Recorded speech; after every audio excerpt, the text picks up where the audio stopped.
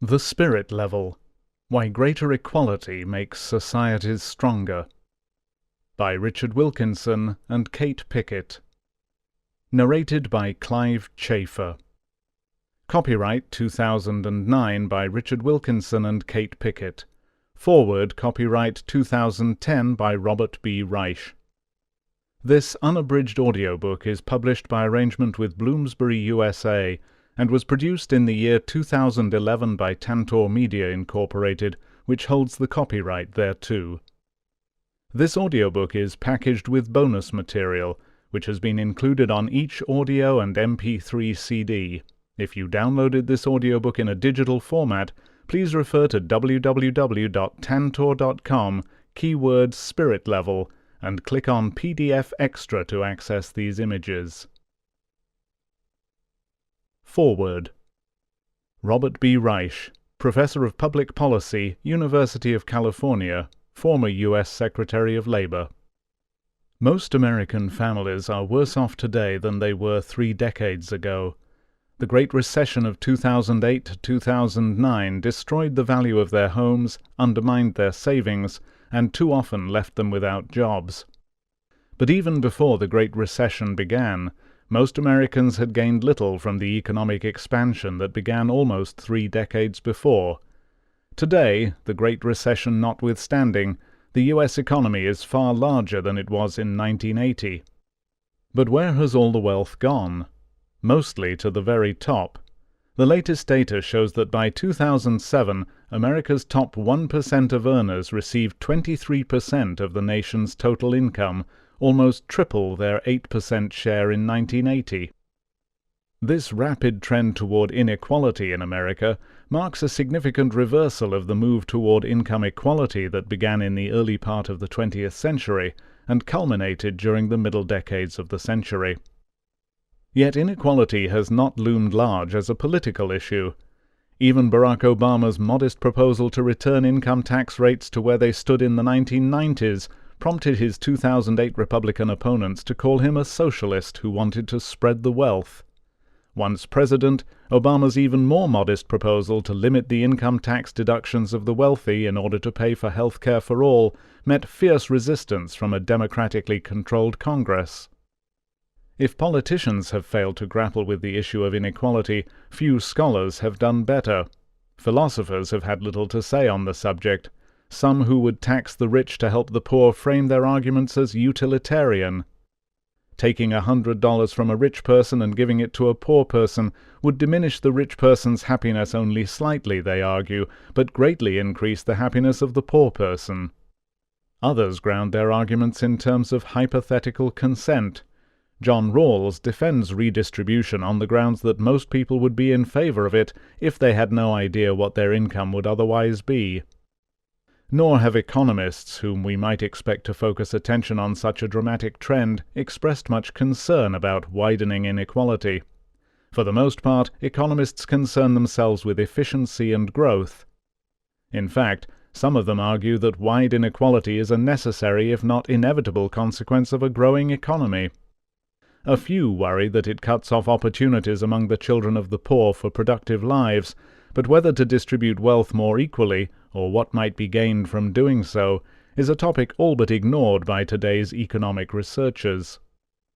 It has taken 2 experts from the field of public health to deliver a major study of the effects of inequality on society. Though Richard Wilkinson and Kate Pickett are British, their research explores the United States in depth, and their work is an important contribution to the debate our country needs. The Spirit Level looks at the negative social effects of wide inequality, among them more physical and mental illness not only among those at the lower ranks, but even those at the top of the scale. The authors find, not surprisingly, that where there are great disparities in wealth, there are heightened levels of social distrust. They argue convincingly that wide inequality is bad for a society, and that more equal societies tend to do better on many measures of social health and wealth. But if wide inequality is socially dysfunctional, then why are certain countries, such as the United States, becoming so unequal? largely because of the increasing gains to be had by being just a bit better than other competitors in a system becoming ever more competitive. Consider executive pay. During the 1950s and 60s, CEOs of major American companies took home about 25 to 30 times the wages of the typical worker. After the 1970s, the two pay scales diverged. In 1980, the big company CEO took home roughly 40 times. By 1990, it was 100 times. By 2007, just before the Great Recession, CEO pay packages had ballooned to about 350 times what the typical worker earned. Recent supports suggest that the upward trajectory of executive pay, temporarily stopped by the economic meltdown, is on the verge of continuing. To make the comparison especially vivid, in 1968 the CEO of General Motors, then the largest company in the United States, took home around 66 times the pay and benefits of the typical GM worker at the time. In 2005, the CEO of Walmart, by then the largest U.S. company, took home 900 times the pay and benefits of the typical Walmart worker. What explains this trajectory? Have top executives become greedier? Have corporate boards grown less responsible? Are CEOs more crooked? Are investors more docile? Is Wall Street more tractable? There's no evidence to support any of these theories. Here's a simpler explanation. 40 years ago, everyone's pay in a big company, even pay at the top, was affected by bargains struck among big business, big labor, and indirectly government. Big companies and their unions directly negotiated pay scales for hourly workers, while white-collar workers understood that their pay grades were indirectly affected. Large corporations resembled civil service bureaucracies. Top executives in these huge companies had to maintain the goodwill of organized labor. They also had to maintain good relationships with public officials in order to be free to set wages and prices, to obtain regulatory permissions on fares, rates, or licenses, and to continue to secure government contracts. It would have been unseemly of them to draw very high salaries. Since then, competition has intensified. With ever greater ease, rival companies can get access to similar low-cost suppliers from all over the world. They can streamline their operations with the same information technology their competitors use. They can cut their labor force and substitute similar software culled from many of the same vendors.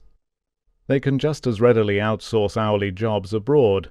They can get capital for new investment on much the same terms. They can gain access to distribution channels that are no less efficient, some of them even identical, Walmart or other big-box retailers.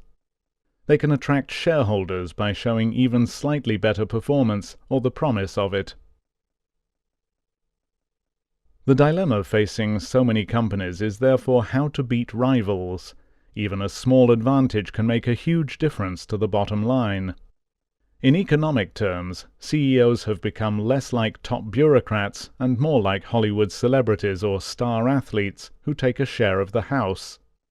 Hollywood's most popular celebrities now pull in around 15% of whatever the studios take in at the box office, and athletes are also getting a growing portion of sales. As the New Yorker's James Surowiecki has reminded us, Mickey Mantle earned $60,000 in 1957. Carlos Beltran made $15 million in 2005. Even adjusting for inflation, Beltran got 40 times as much as Mantle. Clark Gable earned $100,000 a picture in the 1940s, which translates into roughly $800,000 today. Tom Hanks, by contrast, makes closer to $20 million per film. Movie studios and baseball teams find it profitable to pay these breathtaking sums because they're still relatively small compared to the money these stars bring in and the profits they generate. Today's big companies are paying their CEOs mammoth sums for much the same reason. In the world of finance, the numbers are yet greater. Top investment bankers and traders take home even more than CEOs or most Hollywood stars. For the managers of 26 major hedge funds, the average take-home pay in 2005 was $363 million, a 45% increase over their average earnings the year before. The Wall Street meltdown took its toll on some of these hedge funds and their managers, but by the end of 2009, many were back. This economic explanation for these startling levels of pay does not justify them socially or morally. It only means that in our roles as consumers and investors, we implicitly think CEOs, star athletes, and Hollywood celebrities are worth it. As citizens, though, most of us disapprove. Polls continue to show that a great majority of Americans believe CEOs are overpaid and that inequality of income and wealth is a large problem. In short, our nation's wealth is becoming even more concentrated at the top. It has become the financial equivalent of hydrodynamics. Large streams of income create even larger pools of wealth. The family of Walmart founder Sam Walton has a combined fortune estimated to be about $90 billion. In 2005, Bill Gates was worth $46 billion, Warren Buffett $44 billion. By contrast, the combined wealth of the bottom 40% of the United States population that year, some 120 million people, was estimated to be around $95 billion.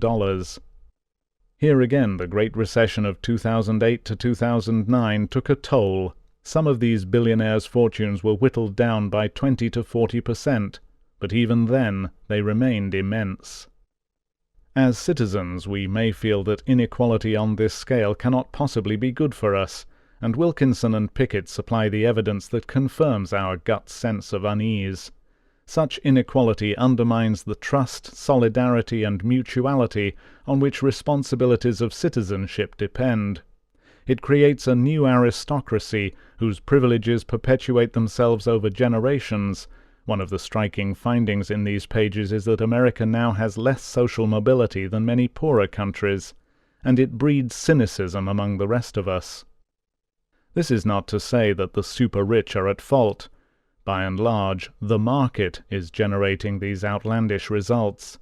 But the market is a creation of public policies, and public policies, as the authors make clear, can reorganize the market to reverse these trends. The spirit level shows why the effort to do so is a vital one for the health of our society. Berkeley, California, July 2009. Preface. People usually exaggerate the importance of their own work, and we worry about claiming too much. But this book is not just another set of nostrums and prejudices about how to put the world to rights. The work we describe here comes out of a very long period of research, over 50 person years between us, devoted initially to trying to understand the causes of the big differences in life expectancy, the health inequalities, between people at different levels in the social hierarchy in modern societies. The focal problem initially was to understand why health gets worse at every step down the social ladder, so that the poor are less healthy than those in the middle, who in turn are less healthy than those further up. Like others who work on the social determinants of health, our training in epidemiology means that our methods are those used to trace the causes of diseases in populations, trying to find out why one group of people gets a particular disease while another group doesn't, or to explain why some disease is becoming more common. The same methods can, however, also be used to understand the causes of other kinds of problems, not just health.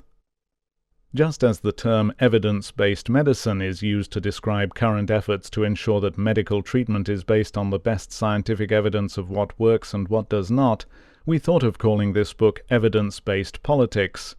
The research which underpins what we describe comes from a great many research teams in different universities and research organizations. Replicable methods have been used to study observable and objective outcomes, and peer-reviewed research reports have been published in academic scientific journals. This does not mean that there is no guesswork. Results always have to be interpreted, but there are usually good reasons for favoring one interpretation over another. Initial theories and expectations are often called into question by later research findings which make it necessary to think again. We would like to take you on the journey we have traveled, signposted by crucial bits of evidence and leaving out only the various cul-de-sacs and wrong turnings that wasted so much time, to arrive at a better understanding of how we believe it is possible to improve the quality of life for everyone in modern societies. We shall set out the evidence and our reasons for interpreting it the way we do, so that you can judge for yourself. At an intuitive level, people have always recognized that inequality is socially corrosive, but there seemed little reason to think that levels of inequality in developed societies differed enough to expect any measurable effects. The reasons which first led one of us to look for effects seem now largely irrelevant to the striking picture which has emerged. Many discoveries owe as much to luck as judgment. The reason why the picture we present has not been put together until now is probably that much of the data has only become available in recent years. With internationally comparable information not only on incomes and income distribution, but also on different health and social problems, it could only have been a matter of time before someone came up with findings like ours. The emerging data have allowed us and other researchers to analyze how societies differ, to discover how one factor is related to another, and to test theories more rigorously. It is easy to imagine that discoveries are more rapidly accepted in the natural than in the social sciences, as if physical theories are somehow less controversial than theories about the social world. But the history of the natural sciences is littered with painful personal disputes, which started off as theoretical disagreements, but often lasted for the rest of people's lives. Controversies in the natural sciences are usually confined to the experts. Most people do not have strong views on rival theories in particle physics, but they do have views on how society works. Social theories are partly theories about ourselves. Indeed, they might almost be regarded as part of our self-awareness or self-consciousness of societies. While natural scientists do not have to convince individual cells or atoms to accept their theories, social theorists are up against a plethora of individual views and powerful vested interests. In 1847, Ignaz Semmelweis discovered that if doctors washed their hands before attending women in childbirth, it dramatically reduced deaths from puerperal fever. But before his work could have much benefit, he had to persuade people, principally his medical colleagues, to change their behavior. His real battle was not his initial discovery, but what followed from it. His views were ridiculed, and he was driven eventually to insanity and suicide. Much of the medical profession did not take his work seriously until Louis Pasteur and Joseph Lister had developed the germ theory of disease, which explained why hygiene was important. We live in a pessimistic period. As well as being worried by the likely consequences of global warming, it is easy to feel that many societies are, despite their material success, increasingly burdened by their social failings. If correct, the theory and evidence set out in this book tells us how to make substantial improvements in the quality of life for the vast majority of the population. Yet unless it is possible to change the way most people see the societies they live in, the theory will be stillborn. Public opinion will only support the necessary political changes if something like the perspective we outline in this book permeates the public mind. We have therefore set up a not-for-profit trust to try to make the kind of evidence set out in the following audiobook better known. Lacking funds and expertise, it is, at the time of writing, scarcely more than a website, www.equalitytrust.org.uk. But we hope at least to suggest that there is a way out of the woods for us all. Note on graphs. Facts from figures. How to look at the graphs in this book. Most of the graphs that we use in this book are charts linking income equality to different health and social problems. They show relationships either 1. Internationally, comparing rich countries, or 2. In the USA, comparing different states. In all of these graphs we put income equality along the horizontal line at the bottom, the x-axis, so societies with low levels of inequality are to the left, and societies with high levels of inequality are towards the right of the graph. The different health and social outcomes are shown on the vertical line, the y-axis, on the left side of the graph. On most of the graphs there are two features. First, there is a scatter of points, either of rich countries or of US states, so that listeners can see exactly how each society compares to others. Second, there is a line called a regression line, which shows the best fit relationship between income inequality and the outcome on that graph. This line is not chosen by us, but is calculated by statistical software to give the line which best fits the trend through the data points. It is also possible to calculate how unlikely it is that the pattern we see could result from chance alone. We have only included a best fit line through the points if the relationship would be very unlikely to occur by chance. When a graph has no best fit line, it means that there is no evidence of a relationship. If the line slopes steeply upwards from left to right, it shows that the health or social outcome becomes more common in more unequal societies. This pattern tends to occur with problems that we think of as bad, such as violence. If the line slopes steeply downwards from left to right, it shows that the health or social outcome is much less common in more unequal societies. We see this pattern for things that we think of as good, such as trust. A wider scatter of points on the graph means that there are other important influences on the outcome. It may not mean that inequality is not a powerful influence, simply that other factors matter as well. A narrow scattering of points means that there is a very close relationship between inequality and the outcome, and that inequality is an excellent predictor of the outcome. Further details of our methods can be found at www.equalitytrust.org.uk. Part 1. Material Success, Social Failure. 1. The End of an Era. Quote, I care for riches to make gifts to friends, or lead a sick man back to health with ease and plenty. Else small aid is wealth for daily gladness. Once a man be done with hunger, rich and poor are all as one. Unquote. Euripides, Electra. It is a remarkable paradox that at the pinnacle of human material and technical achievement, we find ourselves anxiety-ridden, prone to depression, worried about how others see us, unsure of our friendships, driven to consume, and with little or no community life. Lacking the relaxed social contact and emotional satisfaction we all need, we seek comfort in overeating, obsessive shopping and spending, or become prey to excessive alcohol, psychoactive medicines, and illegal drugs. How is it that we have created so much mental and emotional suffering, despite levels of wealth and comfort unprecedented in human history? Often what we feel is missing is little more than time enjoying the company of friends, yet even that can seem beyond us.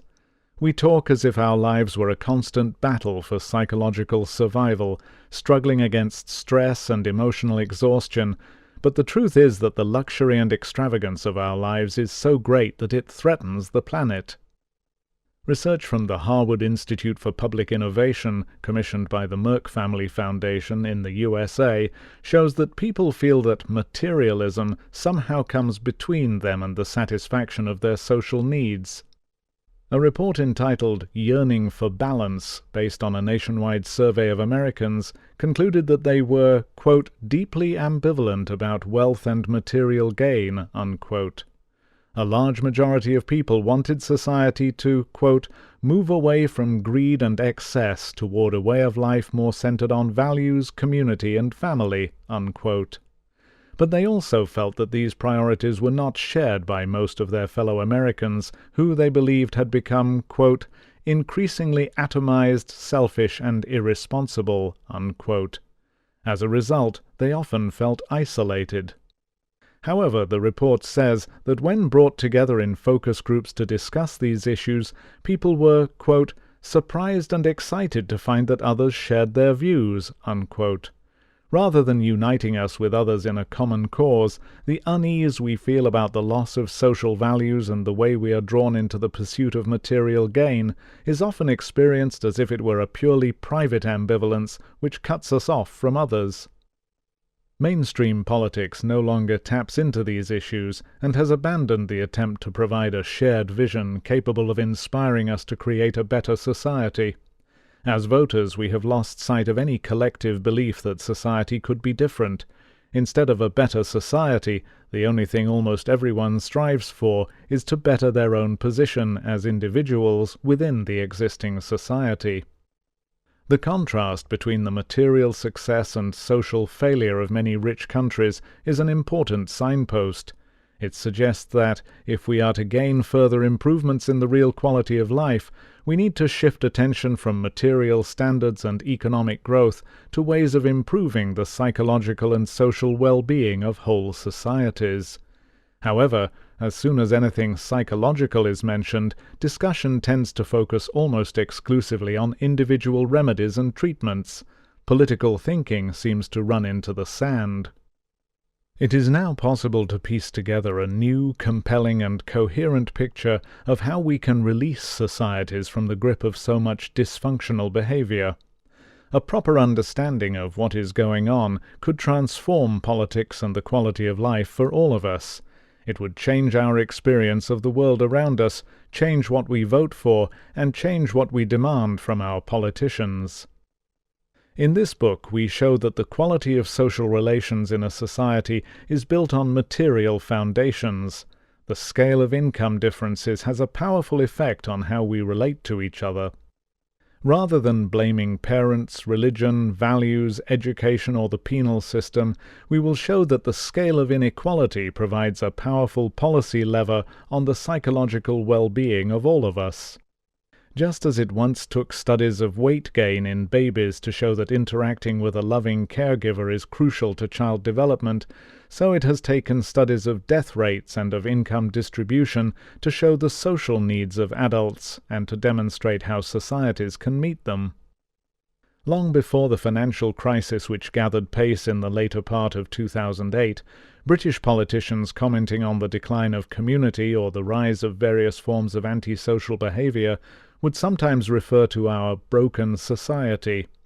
The financial collapse shifted attention to the broken economy, and while the broken society was sometimes blamed on the behavior of the poor, the broken economy was widely attributed to the rich. Stimulated by the prospects of ever bigger salaries and bonuses, those in charge of some of the most trusted financial institutions threw caution to the wind and built houses of cards which could stand only within the protection of a thin speculative bubble. But the truth is that both the broken society and the broken economy resulted from the growth of inequality. Where the evidence leads. We shall start by outlining the evidence which shows that we have got close to the end of what economic growth can do for us. For thousands of years, the best way of improving the quality of human life was to raise material living standards. When the wolf was never far from the door, good times were simply times of plenty. But for the vast majority of people in affluent countries, the difficulties of life are no longer about filling our stomachs, having clean water, and keeping warm. Most of us now wish we could eat less rather than more, and for the first time in history, the poor are, on average, fatter than the rich. Economic growth, for so long the great engine of progress, has in the rich countries largely finished its work. Not only have measures of well-being and happiness ceased to rise with economic growth, but as affluent societies have grown richer, there have been long-term rises in rates of anxiety, depression, and numerous other social problems. The populations of rich countries have got to the end of a long historical journey.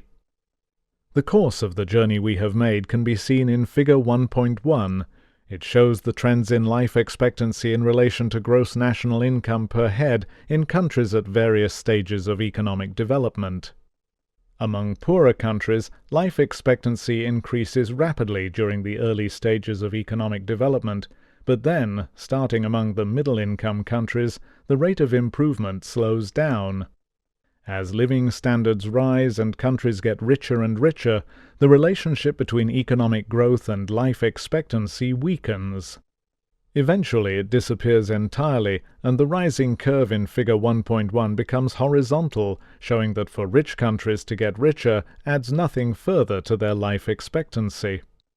That has already happened in the richest 30 or so countries nearest the top right-hand corner of Figure 1.1. The reason why the curve in Figure 1.1 levels out is not because we have reached the limits of life expectancy. Even the richest countries go on enjoying substantial improvements in health as time goes by. What has changed is that the improvements have ceased to be related to average living standards.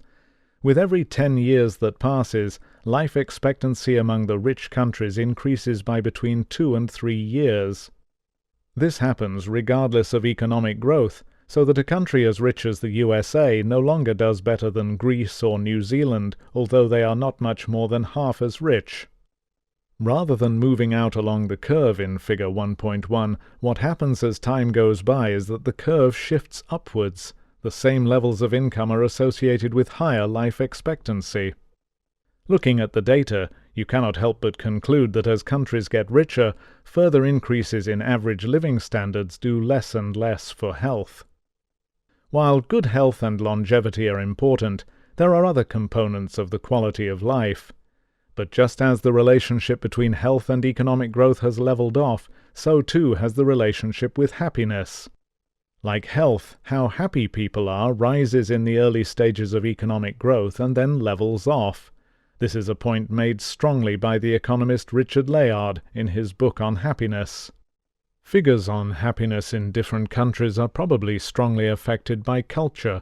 In some societies, not saying you are happy may sound like an admission of failure, while in another, claiming to be happy may sound self-satisfied and smug.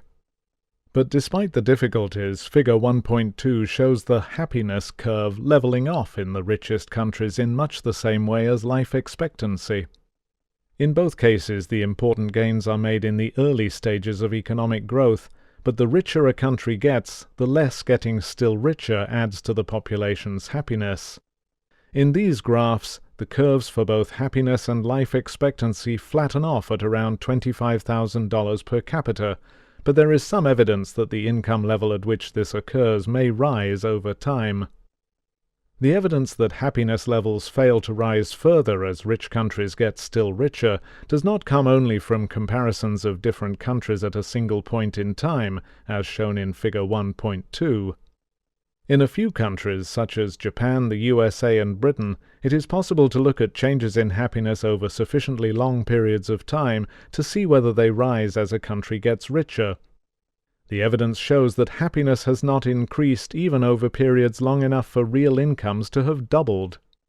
The same pattern has also been found by researchers using other indicators of well-being, such as the Measure of Economic Welfare or the Genuine Progress Indicator, which try to calculate net benefits of growth after removing costs like traffic congestion and pollution.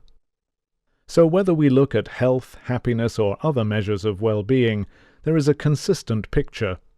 In poorer countries, economic development continues to be very important for human well-being. Increases in their material living standards result in substantial improvements both in objective measures of well-being like life expectancy and in subjective ones like happiness. But as nations join the ranks of the affluent developed countries, further rises in income count for less and less. This is a predictable pattern. As you get more and more of anything, each addition to what you have, whether loaves of bread or cars, contributes less and less to your well-being. If you are hungry, a loaf of bread is everything, but when your hunger is satisfied, many more loaves don't particularly help you, and might become a nuisance as they go stale. Sooner or later in the long history of economic growth, countries inevitably reach a level of affluence where diminishing returns set in, and additional income buys less and less additional health, happiness, or well-being. A number of developed countries have now had almost continuous rises in average incomes for over 150 years, and additional wealth is not as beneficial as it once was. The trends in different causes of death confirm this interpretation. It is the diseases of poverty which first decline as countries start to get richer. The great infectious diseases such as tuberculosis, cholera, or measles, which are still common in the poorest countries today, gradually cease to be the most important causes of death. As they disappear, we are left with the so-called diseases of affluence, the degenerative cardiovascular diseases and cancers. While the infectious diseases of poverty are particularly common in childhood and frequently kill even in the prime of life, the diseases of affluence are very largely diseases of later life. One other piece of evidence confirms that the reason why the curves in figures 1.1 and 1.2 level off is because countries have reached a threshold of material living standards after which the benefits of further economic growth are less substantial. It is that the diseases which used to be called the diseases of affluence became the diseases of the poor in affluent societies. Diseases like heart disease, stroke, and obesity used to be more common among the rich. Heart disease was regarded as a businessman's disease, and it used to be the rich who were fat and the poor who were thin. But from about the 1950s onwards, in one developed country after another, these patterns reversed. Diseases which had been most common among the better off in each society reversed their social distribution to become more common among the poor. The environmental limits to growth. At the same time as the rich countries reach the end of the real benefits of economic growth, we have also had to recognize the problems of global warming and the environmental limits to growth. The dramatic reductions in carbon emissions needed to prevent runaway climate change and rises in sea levels may mean that even present levels of consumption are unsustainable, particularly if living standards in the poorer developing world are to rise as they need to. In Chapter 15 we shall discuss the ways in which the perspective outlined in this book fits in with policies designed to reduce global warming. Income differences within and between societies. We are the first generation to have to find new answers to the question of how we can make further improvements to the real quality of human life. What should we turn to if not to economic growth?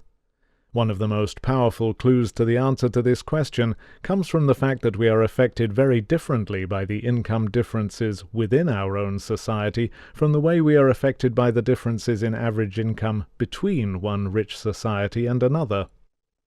In chapters 4 through 12, we focus on a series of health and social problems like violence, mental illness, teenage births, and educational failure, which within each country are all more common among the poor than the rich. As a result, it often looks as if the effect of higher incomes and living standards is to lift people out of these problems. However, when we make comparisons between different societies, we find that these social problems have little or no relation to levels of average incomes in a society. Take health as an example. Instead of looking at life expectancy across both rich and poor countries as in Figure 1.1, look just at the richest countries. Figure 1.3 shows just the rich countries and confirms that among them some countries can be almost twice as rich as others without any benefit to life expectancy. Yet within any of them, death rates are closely and systematically related to income. Figure 1.4 shows the relation between death rates and income levels within the USA. The death rates are for people in zip code areas classified by the typical household income of the area in which they live. On the right are the richer zip code areas with lower death rates, and on the left are the poorer ones with higher death rates. Although we use American data to illustrate this, similar health gradients of varying steepness run across almost every society. Higher incomes are related to lower death rates at every level in society. Note that this is not simply a matter of the poor having worse health than everyone else. What is so striking about Figure 1.4 is how regular the health gradient is right across society. It is a gradient which affects us all. Within each country, people's health and happiness are related to their incomes. Richer people tend on average to be healthier and happier than poorer people in the same society. But comparing rich countries, it makes no difference whether on average people in one society are almost twice as rich as people in another. What sense can we make of this paradox? that differences in average income or living standards between whole populations or countries don't matter at all, but income differences within those same populations matter very much indeed. There are two plausible explanations. One is that what matters in rich countries may not be your actual income level and living standard, but how you compare with other people in the same society. Perhaps average standards don't matter, and what does is simply whether you are doing better or worse than other people, where you come in the social pecking order. The other possibility is that the social gradient in health shown in Figure 1.4 results not from the effects of relative income or social status on health, but from the effects of social mobility, sorting the healthy from the unhealthy. Perhaps the healthy tend to move up the social ladder, and the unhealthy end up at the bottom. This issue will be resolved in the next chapter. We shall see whether compressing or stretching out the income differences in a society matters. Do more and less equal societies suffer the same overall burden of health and social problems? 2. Poverty or inequality. Quote, "Poverty is not a certain small amount of goods, nor is it just a relation between means and ends. Above all, it is a relation between people. Poverty is a social status. It has grown as an invidious distinction between classes." Unquote. Marshall Salins, Stone Age Economics. How much inequality? In the last chapter we saw that economic growth and increases in average incomes have ceased to contribute much to well-being in the rich countries. But we also saw that within societies, health and social problems remain strongly associated with incomes. In this chapter, we will see whether the amount of income inequality in a society makes any difference. Figure 2.1 shows how the size of income differences varies from one developed country to another. At the top are the most equal countries, and at the bottom are the most unequal. The length of the horizontal bars shows how much richer the richest 20% of the population is in each country compared to the poorest 20%. Within countries such as Japan and some of the Scandinavian countries at the top of the chart, the richest 20% are less than 4 times as rich as the poorest 20%. At the bottom of the chart are countries in which these differences are at least twice as big, including 2 in which the richest 20% get about 9 times as much as the poorest. Among the most unequal are Singapore, USA, Portugal, and the United Kingdom. The figures are for household income after taxes and benefits, adjusted for the number of people in each household. There are lots of ways of measuring income inequality, and they are all so closely related to each other that it doesn't usually make much difference which you use. Instead of the top and bottom 20%, we could compare the top and bottom 10 or 30%, or we could have looked at the proportion of all incomes which go to the poorer half of the population. Typically, the poorest half of the population get something like 20 or 25% of all incomes, and the richest half get the remaining 75 or 80%. Other more sophisticated measures include one called the Gini coefficient. It measures inequality across the whole society rather than simply comparing the extremes. If all income went to one person, maximum inequality, and everyone else got nothing, the Gini coefficient would be equal to 1. If income was shared equally and everyone got exactly the same, perfect equality, the Gini would equal 0. The lower its value, the more equal a society is. The most common values tend to be between 0.3 and 0.5.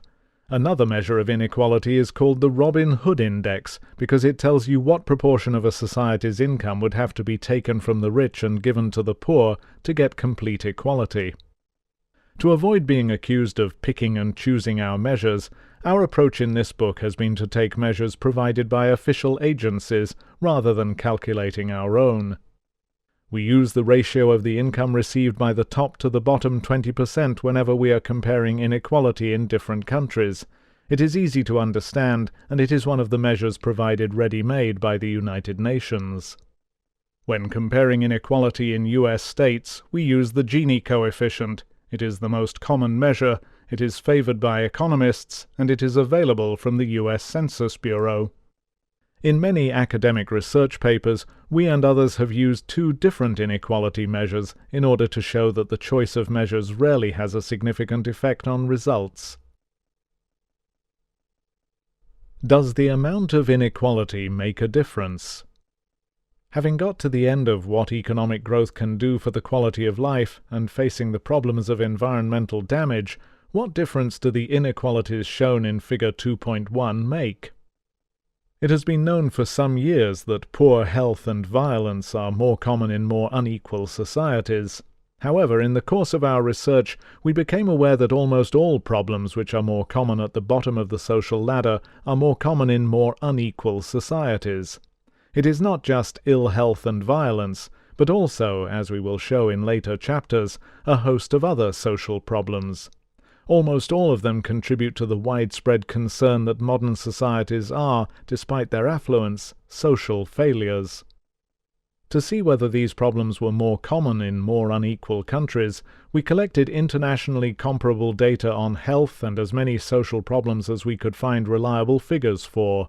The list we ended up with included level of trust, mental illness, including drug and alcohol addiction, life expectancy and infant mortality, obesity, children's educational performance, teenage births, homicides, imprisonment rates, social mobility, not available for U.S. states. Occasionally, what appear to be relationships between different things may arise spuriously or by chance. In order to be confident that our findings were sound, we also collected data for the same health and social problems, or as near as we could get to the same, for each of the 50 states of the USA. This allowed us to check whether or not problems were consistently related to inequality in these two independent settings. As Lyndon Johnson said, quote, "America is not merely a nation, but a nation of nations," unquote. To present the overall picture, we have combined all the health and social problem data for each country and separately for each U.S. state to form an index of health and social problems for each country and U.S. state. Each item in the indexes carries the same weight. So, for example, the score for mental health has as much influence on a society's overall score as the homicide rate or the teenage birth rate. The result is an index showing how common all these health and social problems are in each country and each U.S. state. Things such as life expectancy are reverse scored, so that on every measure higher scores reflect worse outcomes. When looking at the figures, the higher the score on the index of health and social problems, the worse things are. We start by showing in Figure 2.2 that there is a very strong tendency for ill health and social problems to occur less frequently in the more equal countries. With increasing inequality, to the right on the horizontal axis, the higher is the score on our index of health and social problems. Health and social problems are indeed more common in countries with bigger income inequalities. The two are extraordinarily closely related. Chance alone would almost never produce a scatter in which countries lined up like this. To emphasize that the prevalence of poor health and social problems in whole societies really is related to inequality rather than to average living standards, we show in Figure 2.3 the same index of health and social problems, but this time in relation to average incomes, national income per person. It shows that there is no similarly clear trend toward better outcomes in richer countries. This confirms what we saw in Figures 1.1 and 1.2 in the first chapter. However, as well as knowing that health and social problems are more common among the less well-off within each society, as shown in Figure 1.4, we now know that the overall burden of these problems is much higher in more unequal societies. To check whether these results are not just some odd fluke, let us see whether similar patterns also occur when we look at the 50 states of the USA. We were able to find data on almost exactly the same health and social problems for U.S. states as we used in our international index. Figure 2.4 shows that the index of health and social problems is strongly related to the amount of inequality in each state, while Figure 2.5 shows that there is no clear relation between it and average income levels. The evidence from the USA confirms the international picture. The position of the US in the international graph, Figure 2.2, shows that the high average income level in the US as a whole does nothing to reduce its health and social problems relative to other countries. We should note that part of the reason why our index combining data for 10 different health and social problems is so closely related to inequality is that combining them tends to emphasize what they have in common and downplays what they do not. In chapters 4 to 12, we will examine whether each problem taken on its own is related to inequality, and will discuss the various reasons why they might be caused by inequality. This evidence cannot be dismissed as some statistical trick done with smoke and mirrors. What the close fit shown in Figure 2.2 suggests is that a common element related to the prevalence of all these health and social problems is indeed the amount of inequality in each country. All the data come from the most reputable sources, from the World Bank, the World Health Organization, the United Nations, and the Organization for Economic Cooperation and Development, OECD, and others. Could these relationships be the result of some unrepresentative selection of problems? To answer this, we also used the Index of Child Well-Being in Rich Countries, compiled by the United Nations Children's Fund, UNICEF. It combines 40 different indicators covering many different aspects of child well-being. We removed the measure of child relative poverty from it because it is by definition closely related to inequality. Figure 2.6 shows that child well-being is strongly related to inequality, and Figure 2.7 shows that it is not at all related to average income in each country. Social gradients.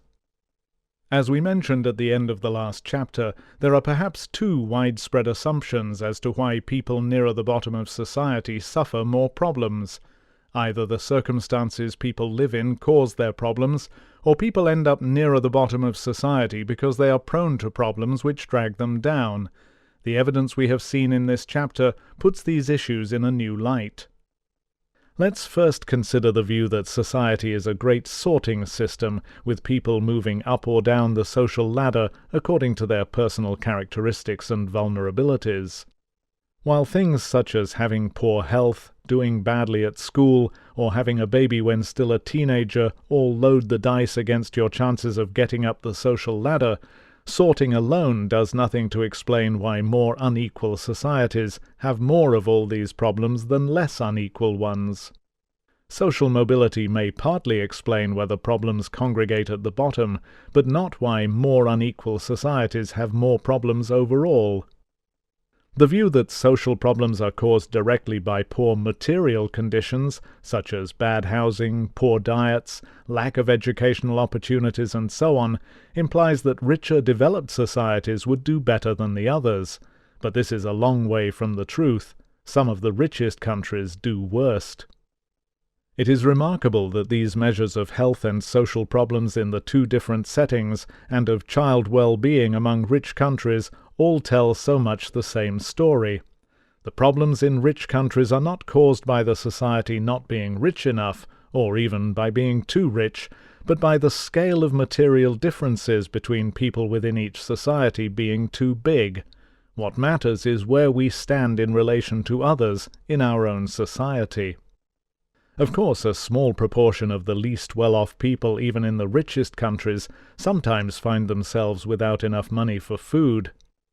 However, surveys of the 12.6% of Americans living below the federal poverty line, an absolute income level rather than a relative standard such as half the average income, show that 80% of them have air conditioning, almost 75% own at least one car or truck, and around 33% have a computer, a dishwasher, or a second car. What this means is that when people lack money for essentials such as food, it is usually a reflection of the strength of their desire to live up to the prevailing standards. You may, for instance, feel it more important to maintain appearances by spending on clothes while stinting on food. We knew of a young man who was unemployed and had spent a month's income on a new mobile phone because he said girls ignored people who hadn't got the right stuff. As Adam Smith emphasized, it is important to be able to present oneself creditably in society without the shame and stigma of apparent poverty. However, just as the gradient in health ran right across society from top to bottom, the pressures of inequality and of wanting to keep up are not confined to a small minority who are poor. Instead, the effects are, as we shall see, widespread in the population. Different problems, common roots. The health and social problems which we have found to be related to inequality tend to be treated by policymakers as if they were quite separate from one another, each needing separate services and remedies. We pay doctors and nurses to treat ill health, police and prisons to deal with crime, remedial teachers and educational psychologists to tackle educational problems, and social workers, drug rehabilitation units, psychiatric services and health promotion experts to deal with a host of other problems. These services are all expensive, and none of them is more than partially effective. For instance, differences in the quality of medical care have less effect on people's life expectancy than social differences in their risks of getting some life-threatening disease in the first place. And even when the various services are successful in stopping someone reoffending, in curing a cancer, getting someone off drugs, or dealing with educational failure, we know that our societies are endlessly recreating these problems in each new generation. Meanwhile, all these problems are most common in the most deprived areas of our society, and are many times more common in more unequal societies. What does income inequality tell us? Before proceeding in the following chapters to look at how the scale of income differences may be related to other problems, we should say a few words about what we think income differences tell us about a society. Human beings have lived in every kind of society, from the most egalitarian prehistoric hunting and gathering societies to the most plutocratic dictatorships. Although modern market democracies fall into neither of those extremes, it is reasonable to assume that there are differences in how hierarchical they are. We believe that this is what income inequality is measuring. Where income differences are bigger, social distances are bigger, and social stratification more important. It would be nice to have lots of different indicators of the scale of hierarchy in different countries, to be able to compare inequalities not only in income, but also in wealth, education, and power. It would also be interesting to see how they are related to social distances, to indicators of status like people's choice of clothes, music, and films, or to the importance of hierarchy and position. While additional measures which can be compared between countries might become available in the future, at the moment we must rely simply on income inequality. But what is perhaps surprising is how much this measure tells us even on its own.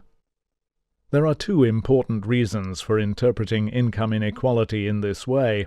The first pointer is that only the health and social problems which have strong social class gradients, becoming more common further down the social hierarchy, are more common in more unequal societies.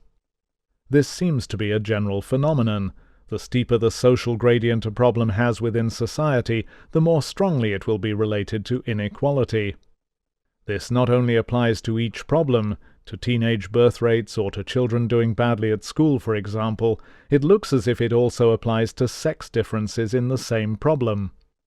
The reason why women's obesity rates turn out, as we shall see, to be more closely related to inequality than men's, seems to be that the social gradient in obesity is steeper among women than men. Health problems such as breast cancer, which are not usually more common among the less well-off, are unrelated to inequality. The other pointer which suggests that income inequality reflects how hierarchical societies are became clear when we reviewed nearly 170 academic papers reporting different pieces of research on the relationship between income inequality and health. The size of the areas over which researchers had measured inequality varied substantially. Some had calculated how much inequality there was in local neighborhoods and looked to see if it was related to average death rates in those neighborhoods. Others had used whole towns and cities as the units in which inequality and health were measured. Still others had looked at regions and states, or done international studies comparing whole countries. When we reviewed all this research, a clear pattern emerged. While there was overwhelming evidence that inequality was related to health when both were measured in large areas, regions, states, or whole countries, the findings were much more mixed when inequality was measured in small local areas. This makes perfect sense if we think about why health tends to be worse in more deprived local areas. What marks out the neighborhoods with poor health, where life expectancy may be as much as 10 years shorter than in the healthiest neighborhoods, is not of course the inequality within them. It is instead that they are unequal or deprived in relation to the rest of society. What matters is the extent of inequality right across society. We concluded that, rather than telling us about some previously unknown influence on health or social problems, the scale of income differences in a society was telling us about the social hierarchy across which gradients in so many social outcomes occur. Because gradients in health and social problems reflect social status differences in culture and behavior, it looks as if material inequality is probably central to those differences. We should perhaps regard the scale of material inequalities in a society as providing the skeleton or framework round which class and cultural differences are formed. Over time, crude differences in wealth gradually become overlaid by differences in clothing, aesthetic taste, education, sense of self, and all the other markers of class identity. Think, for instance, of how the comparatively recent emergence of huge income differences in Russia will come to affect its class structure. When the children of the new Russian oligarchs have grown up in grand houses, attended private schools, and traveled the world, they will have developed all the cultural trappings of an upper class. A British conservative politician was famously described by another as someone who, quote, had to buy his own furniture, unquote. Although there has always been prejudice against the nouveau riche, wealth does not remain new forever. Once the furniture is inherited, it becomes old money. Even as far back as the 18th century, when people thought that birth and breeding were what defined the upper echelons of society, if you lost your fortune, you might maintain status briefly as genteel poor, but after a generation or so, there would be little to distinguish you from the rest of the poor. Moreover, as Jane Austen shows in both Mansfield Park and Sense and Sensibility, the consequences, whatever your birth, of marrying for love rather than money could be serious. Whether material wealth is made or lost, you cannot long remain a person of substance without it, and it is surely because material differences provide the framework round which social distinctions develop that people have often regarded inequality as socially divisive. Quality of life for all, and national standards of performance. Having come to the end of what higher material living standards can offer us, we are the first generation to have to find other ways of improving the real quality of life. The evidence shows that reducing inequality is the best way of improving the quality of the social environment, and so the real quality of life for all of us. As we shall see in Chapter 13, this includes the better off. It is clear that greater equality, as well as improving the well-being of the whole population, is also the key to national standards of achievement and how countries perform in lots of different fields. When health inequalities first came to prominence on the public health agenda in the early 1980s, people would sometimes ask why there was so much fuss about inequalities. They argued that the task of people working in public health was to raise overall standards of health as fast as possible. In relation to that, it was suggested that health inequalities were a side issue of little relevance. We can now see that the situation may be almost the opposite of that. National standards of health, and of other outcomes which we shall discuss in later chapters, are substantially determined by the amount of inequality in a society. If you want to know why one country does better or worse than another, the first thing to look at is the extent of inequality. There is not one policy for reducing inequality in health or the educational performance of school children, and another for raising national standards of performance. Reducing inequality is the best way of doing both. And if, for instance, a country wants higher average levels of educational achievement among its school children, it must address the underlying inequality which creates a steeper social gradient in educational achievement. Developing countries. Before leaving this topic, we should emphasize that although inequality also matters in developing countries, it may do so for a different mix of reasons. In the rich countries, it is now the symbolic importance of wealth and possessions that matters. What purchases say about status and identity is often more important than the goods themselves. Put crudely, second-rate goods are assumed to reflect second-rate people. Possessions are markers of status everywhere, but in poorer societies where necessities are a much larger part of consumption, the reasons why more equal societies do better may have less to do with status issues and more to do with fewer people being denied access to food, clean water, and shelter. It is only among the very richest countries that health and well-being are no longer related to gross national income per person. In poorer countries it is still essential to raise living standards, and it is most important among the poorest. In those societies, a more equal distribution of resources will mean fewer people will be living in shanty towns with dirty water and food insecurity, or trying to scrape a living from inadequate landholdings. In the next chapter we will look in a little more detail at why people in the developed world are so sensitive to inequality that it can exert such a major effect on the psychological and social well-being of modern populations. 3. How inequality gets under the skin. Quote, "'Tis very certain that each man carries in his eye the exact indication of his rank in the immense scale of men, and we are always learning to read it." Unquote. Ralph Waldo Emerson, The Conduct of Life. How is it that we are affected as strongly by inequality and our position within society as the data in the last chapter suggest?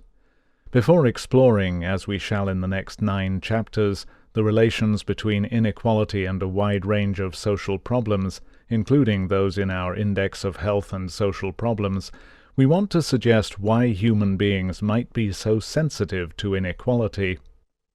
As inequality is an aspect of the broad structure of societies, explanations of its effects involve showing how individuals are affected by the social structure. It is individuals, not the societies themselves, who have poor health, are violent, or become teenage mothers. Although individuals do not have an income distribution, they do have a relative income, social status, or class position in the wider society. So in this chapter we will show the ways in which our individual sensitivity to the wider society explains why living in more unequal societies might have such profound effects. To understand our vulnerability to inequality means discussing some of our common psychological characteristics. Too often when we speak or write about these issues, people misinterpret our purpose. We are not suggesting that the problem is a matter of individual psychology, or that it is really people's sensitivity rather than the scale of inequality that should be changed. The solution to problems caused by inequality is not mass psychotherapy aimed at making everyone less vulnerable. The best way of responding to the harm done by high levels of inequality would be to reduce inequality itself. Rather than requiring anti-anxiety drugs in the water supply or mass psychotherapy, what is most exciting about the picture we present is that it shows that reducing inequality would increase the well-being and quality of life for all of us. Far from being inevitable and unstoppable, the sense of deterioration in social well-being and the quality of social relations in society is reversible. Understanding the effects of inequality means that we suddenly have a policy handle on the well-being of whole societies. The powerful mechanisms which make people sensitive to inequality cannot be understood in terms either of social structure or of individual psychology alone. Individual psychology and societal inequality relate to each other like lock and key. One reason why the effects of inequality have not been properly understood before is because of a failure to understand the relationship between them. The rise in anxiety. Given the unprecedented material comfort and physical convenience of modern societies, it might seem sensible to be skeptical of the way everyone talks of stress as if life was barely survivable. However, Jean Twenge, a psychologist at San Diego State University, has put together impressive evidence that we really are much more anxious than we used to be. By reviewing the large number of studies of anxiety levels in the population carried out at different dates, she has documented very clear trends. She found 269 broadly comparable studies measuring anxiety levels in the USA at various times between 1952 and 1993. Together, the surveys covered over 52,000 individuals. What they showed was a continuous upward trend throughout this 40-year period. Her results for men and women are shown in Figure 3.1. Each dot in the graph shows the average level of anxiety found in a study recorded against the date it was undertaken. The rising trend across so many studies is unmistakable. Whether she looked at college students or at children, Twenge found the same pattern. The average college student at the end of the period was more anxious than 85% of the population at the beginning of it, and even more staggering, by the late 1980s, the average American child was more anxious than child psychiatric patients in the 1950s. This evidence comes from the administration of standardized anxiety measures to samples of the population. It cannot be explained away by saying that people have become more aware of anxiety. The worsening trend also fits what we know has been happening in related conditions such as depression. Depression and anxiety are closely connected. People who suffer from one often suffer from the other, and psychiatrists sometimes treat the two conditions in similar ways. There are now large numbers of studies showing substantial increases in rates of depression in developed countries. Some studies have looked at change over the last half-century or so by comparing the experience of one generation with another, while taking care to avoid pitfalls such as an increased awareness leading to more frequent reporting of depression. Others have compared rates in studies which have followed up representative samples of the population born in different years. In Britain, for example, depression measured among people in their mid-20s was found to be twice as common in a study of 10,000 or so people born in 1970 as it had been in a similar study carried out earlier of people in their mid-20s born in 1958. Reviews of research conclude that people in many developed countries have experienced substantial rises in anxiety and depression. Among adolescents, these have been accompanied by increases in the frequency of behavioral problems, including crime, alcohol, and drugs. They affected males and females in all social classes and all family types. It is important to understand what these rises in anxiety are about before their relevance to inequality becomes clear. We are not suggesting that they were triggered by increased inequality. That possibility can be discounted because the rises in anxiety and depression seem to start well before the increases in inequality which in many countries took place during the last quarter of the 20th century.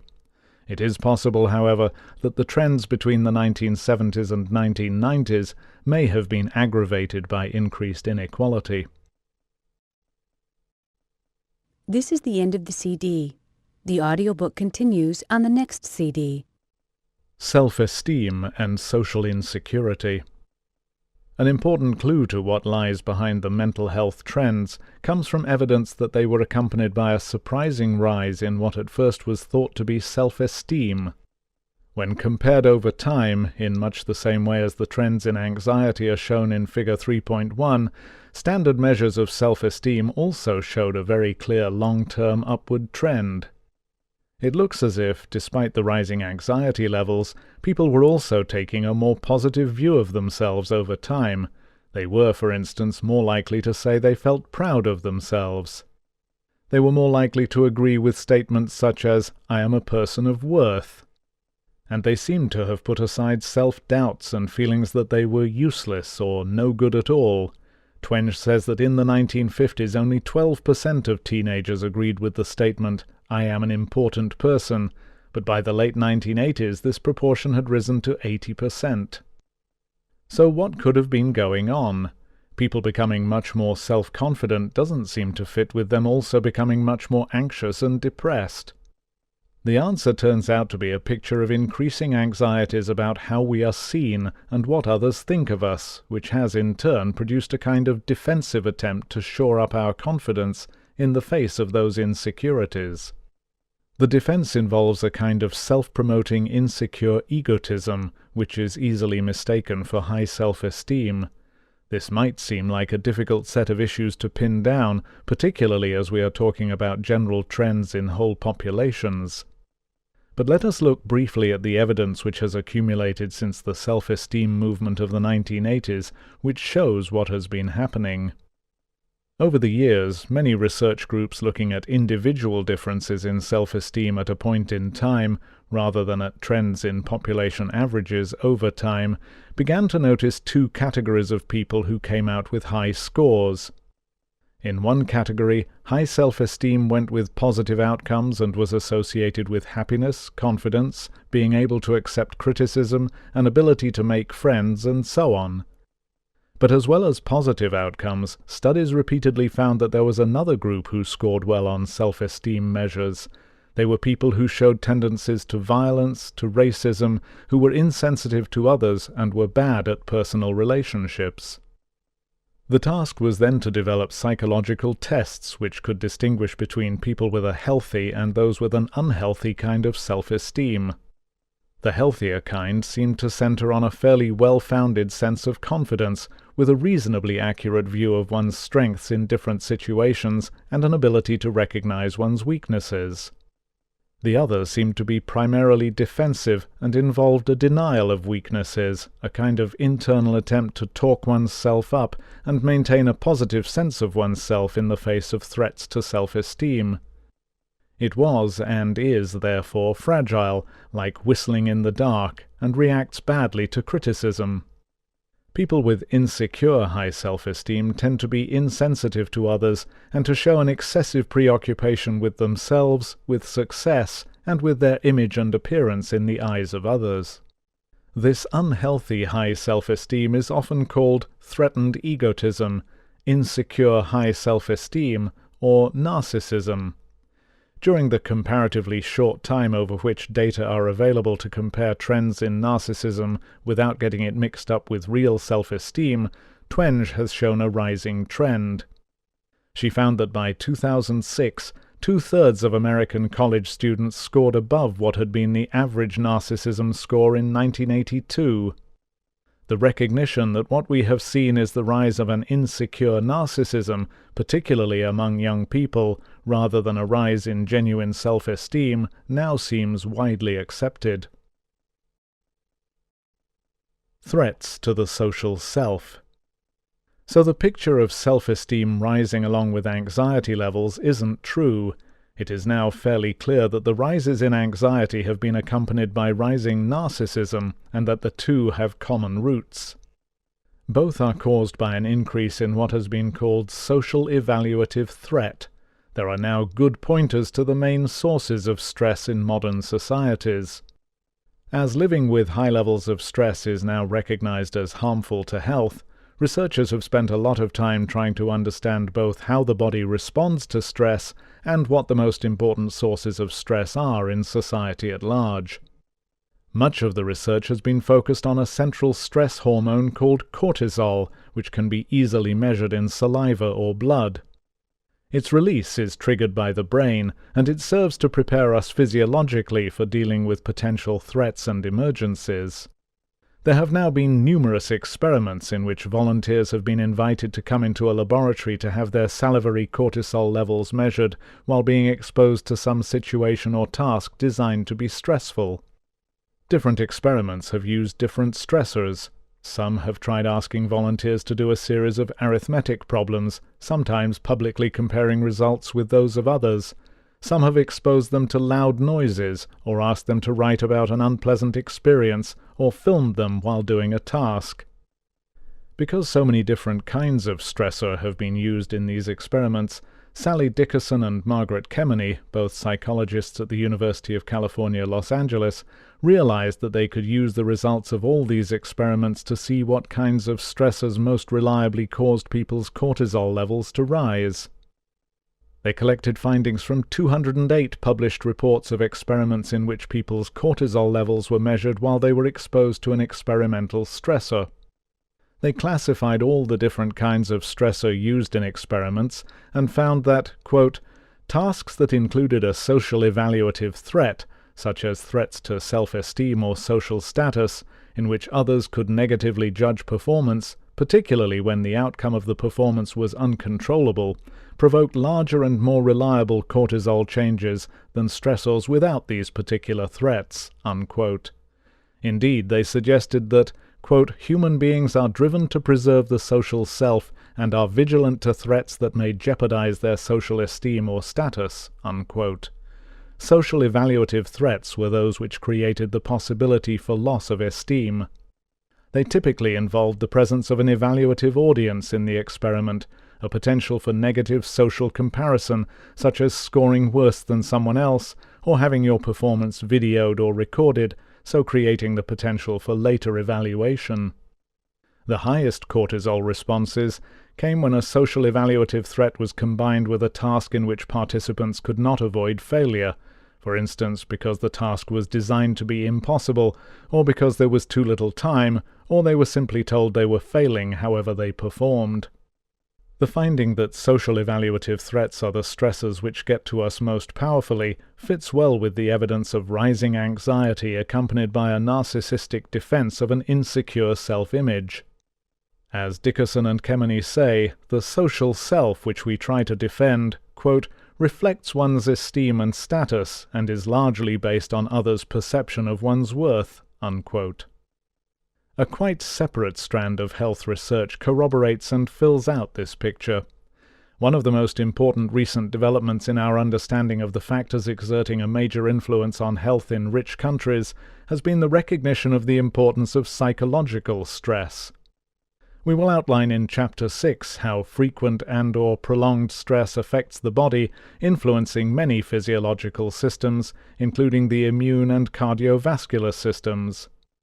But what matters to us in this chapter is that the most powerful sources of stress affecting health seem to fall into three intensely social categories: low social status, lack of friends, and stress in early life. All have been shown in many well-controlled studies to be seriously detrimental to health and longevity. Much the most plausible interpretation of why these keep cropping up as markers for stress in modern societies is that they all affect, or reflect, the extent to which we do or do not feel at ease and confident with each other. Insecurities which can come from a stressful early life have some similarities with the insecurities which can come from low social status, and each can exacerbate the effects of the other. Friendship has a protective effect because we feel more secure and at ease with friends. Friends make you feel appreciated, they find you good company, enjoy your conversation, they like you. If, in contrast, we lack friends and feel avoided by others, then few of us are thick-skinned enough not to fall prey to self-doubts, to worries that people find us unattractive and boring, that they think we are stupid or socially inept. Pride, shame, and status. The psychoanalyst Alfred Adler said, quote, "To be human means to feel inferior," unquote. Perhaps he should have said, "To be human means being highly sensitive about being regarded as inferior." Our sensitivity to such feelings makes it easy to understand the contrasting effects of high and low social status on confidence. How people see you matters. While it is of course possible to be upper class and still feel totally inadequate, or to be lower class and full of confidence, in general, the further up the social ladder you are, the more help the world seems to give you in keeping the self-doubts at bay. If the social hierarchy is seen, as it often is, as if it were a ranking of the human race by ability, then the outward signs of success or failure, the better jobs, higher incomes, education, housing, car and clothes, all make a difference. It's hard to disregard social status, because it comes so close to defining our worth and how much we are valued. To do well for yourself or to be successful is almost synonymous with moving up the social ladder. Higher status almost always carries connotations of being better, superior, more successful, and more able. If you don't want to feel small, incapable, looked down on, or inferior, it is not quite essential to avoid low social status, but the further up the social ladder you are, the easier it becomes to feel a sense of pride, dignity, and self-confidence. Social comparisons increasingly show you in a positive light, whether they are comparisons of wealth, education, job status, where you live, holidays, or any other markers of success. Not only do advertisers play on our sensitivity to social comparisons, knowing we will tend to buy things which enhance how we are seen, but as we shall see in Chapter 10, one of the most common causes of violence, and one which plays a large part in explaining why violence is more common in more unequal societies, is that it is often triggered by loss of face and humiliation when people feel looked down on and disrespected. By playing on our fears of being seen as of less worth, advertisers may even contribute to the level of violence in a society. It was Thomas Sheff, emeritus professor of sociology at the University of California, Santa Barbara, who said that shame was the social emotion. He meant almost exactly what Dickerson and Kemeny were referring to when they found that the most likely kinds of stressors to raise levels of stress hormones were social evaluative threats. By shame, he meant the range of emotions to do with feeling foolish, stupid, ridiculous, inadequate, defective, incompetent, awkward, exposed, vulnerable, and insecure. Shame and its opposite, pride, are rooted in the processes through which we internalize how we imagine others see us. Sheff called shame the social emotion because pride and shame provide the social evaluative feedback as we experience ourselves as if through others' eyes. Pride is the pleasure and shame the pain through which we are socialized so that we learn from early childhood onwards to behave in socially acceptable ways. Nor, of course, does it stop in childhood. Our sensitivity to shame continues to provide the basis for conformity throughout adult life.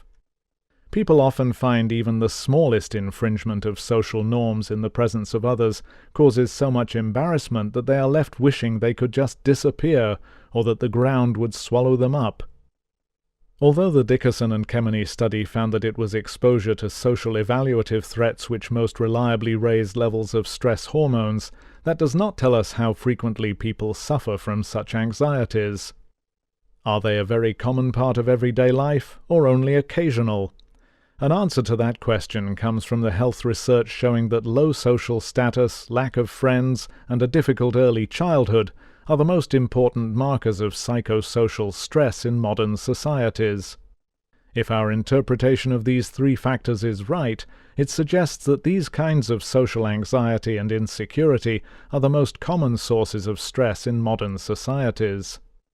Helen Lewis, a psychoanalyst who drew people's attention to shame emotions, thought she saw very frequent behavioral indications of shame or embarrassment, perhaps not much more than we would call a momentary feeling of awkwardness or self-consciousness, when her patients gave an embarrassed laugh or hesitated at particular points while speaking in a way suggesting slight nervousness. From community to mass society. Why have these social anxieties increased so dramatically over the last half-century, as Twenge's studies showing rising levels of anxiety and fragile narcissistic egos suggest they have?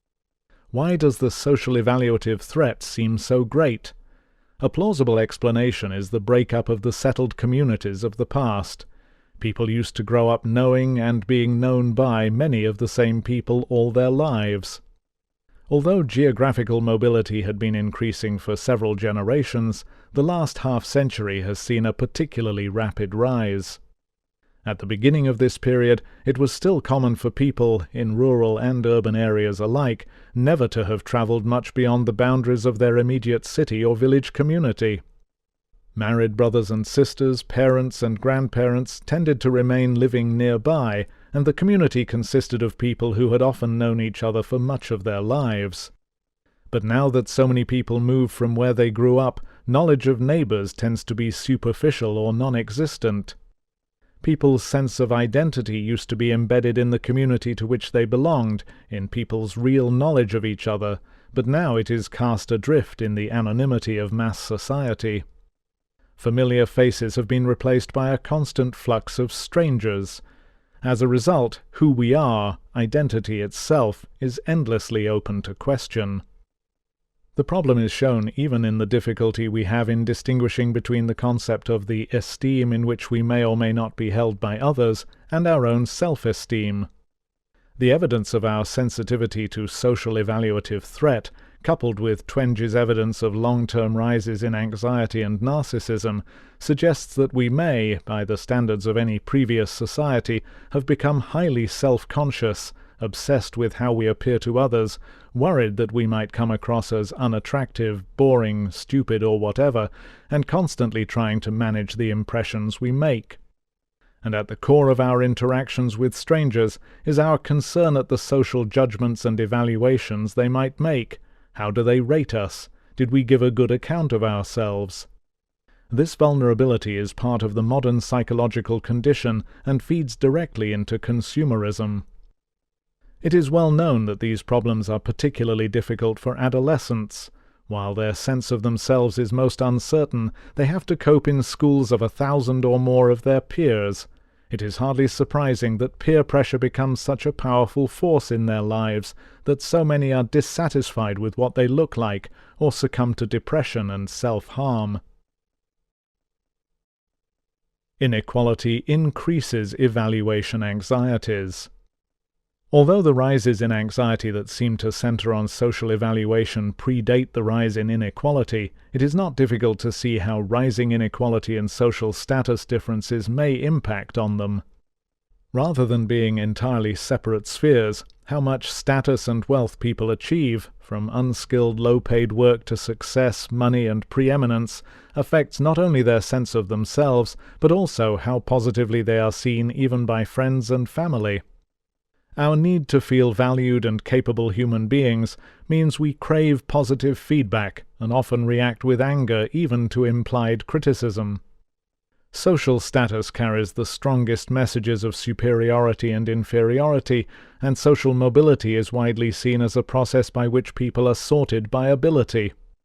Indeed, in job applications and promotions, where discrimination by age, sex, race, or religion is prohibited, it is the task of the interview panel to discriminate between individuals exclusively by ability, just as long as they don't make inferences from gender or skin color, etc. Greater inequality seems to heighten people's social evaluation anxieties by increasing the importance of social status. Instead of accepting each other as equals on the basis of our common humanity as we might in more equal settings, getting the measure of each other becomes more important as status differences widen. We come to see social position as a more important feature of a person's identity. Between strangers it may often be the dominant feature. As Ralph Waldo Emerson, the 19th-century American philosopher, said, quote, "'Tis very certain that each man carries in his eye the exact indication of his rank in the immense scale of men, and we are always learning to read it." Unquote. Indeed, psychological experiments suggest that we make judgments of each other's social status within the first few seconds of meeting. No wonder first impressions count, and no wonder we feel social evaluation anxieties. If inequalities are bigger, so that some people seem to count for almost everything and others for practically nothing, where each one of us is placed becomes more important. Greater inequality is likely to be accompanied by increased status competition and increased status anxiety. It is not simply that where the stakes are higher, each of us worries more about where he or she comes. It is also that we are likely to pay more attention to social status in how we assess each other. Surveys have found that when choosing prospective marriage partners, people in more unequal countries put less emphasis on romantic considerations and more on criteria such as financial prospects, status, and ambition than do people in less unequal societies. Self-promotion replaces self-deprecation and modesty. Comparing Japan with the USA, that is, the most equal with almost the most unequal of the rich market democracies, see Figure 2.1, research has revealed a stark contrast between the way people see and present themselves to others in the two countries. In Japan, people choose a much more self-deprecating and self-critical way of presenting themselves, which contrasts sharply with the much more self-enhancing style in the USA. While Americans are more likely to attribute individual successes to their own abilities and their failures to external factors, the Japanese tend to do just the opposite. More than 20 studies in Japan have failed to find any evidence of the more self-serving pattern of attributions common in the USA. In Japan, people tended to pass their successes off as if they were more a reflection of luck than of judgment, while suggesting their failures are probably attributable to their own lack of ability. This Japanese pattern was also found in Taiwan and China. Rather than getting too caught up in psychological terminology, we would do well to see these patterns as differences in how far people value personal modesty, preferring to maintain social bonds by not using their successes to build themselves up as more able than others. As greater inequality increases status competition and social evaluative threat, egos have to be propped up by self-promoting and self-enhancing strategies. Modesty easily becomes a casualty of inequality. We become outwardly tougher and harder in the face of greater exposure to social evaluation anxieties, but inwardly, as the literature on narcissism suggests, probably more vulnerable, less able to take criticism, less good at personal relationships, and less able to recognize our own faults. Liberty, equality, and fraternity.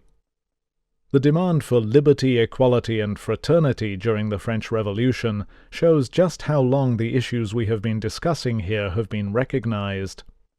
The slogan focused attention on the dimensions of social relations which matter most if we are to create a better society and make a difference to the real quality of our lives. Liberty meant not being subservient or beholden to the feudal nobility and landed aristocracy. It was liberty from the feudal shackles of inferiority. Similarly, fraternity reflects a desire for greater mutuality and reciprocity in social relations. We raise the same issues when we talk about community, social cohesion, or solidarity.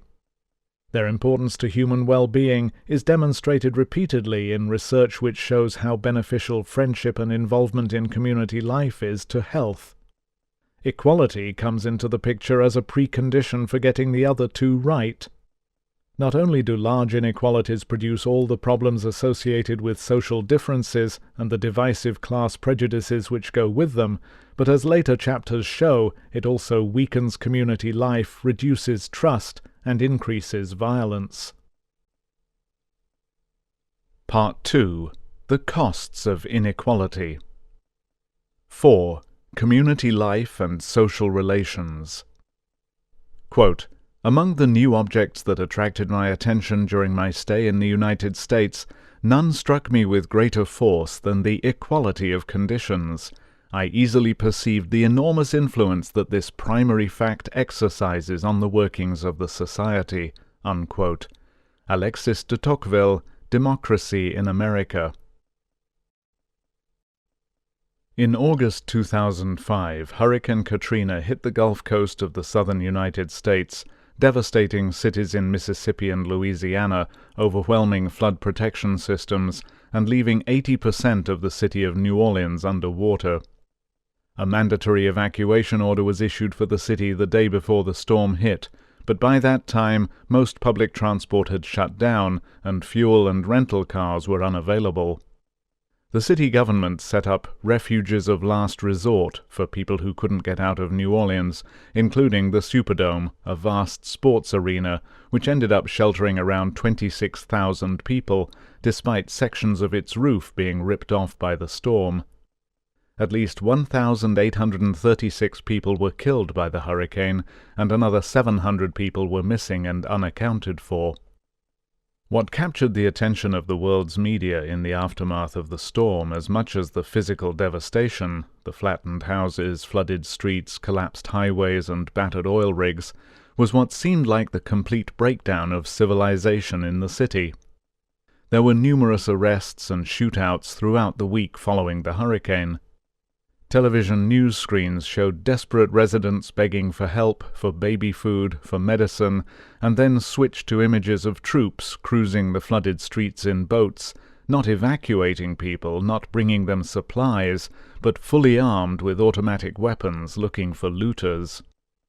This response to chaos in New Orleans led to widespread criticism and condemnation within the U.S. Many alleged that the lack of trust between law enforcement and military forces on the one hand, and the mostly poor black citizens of New Orleans on the other, reflected deeper issues of race and class. During a widely televised benefit concert for victims of the hurricane, musician Kanye West burst out, quote, "I hate the way they portray us in the media.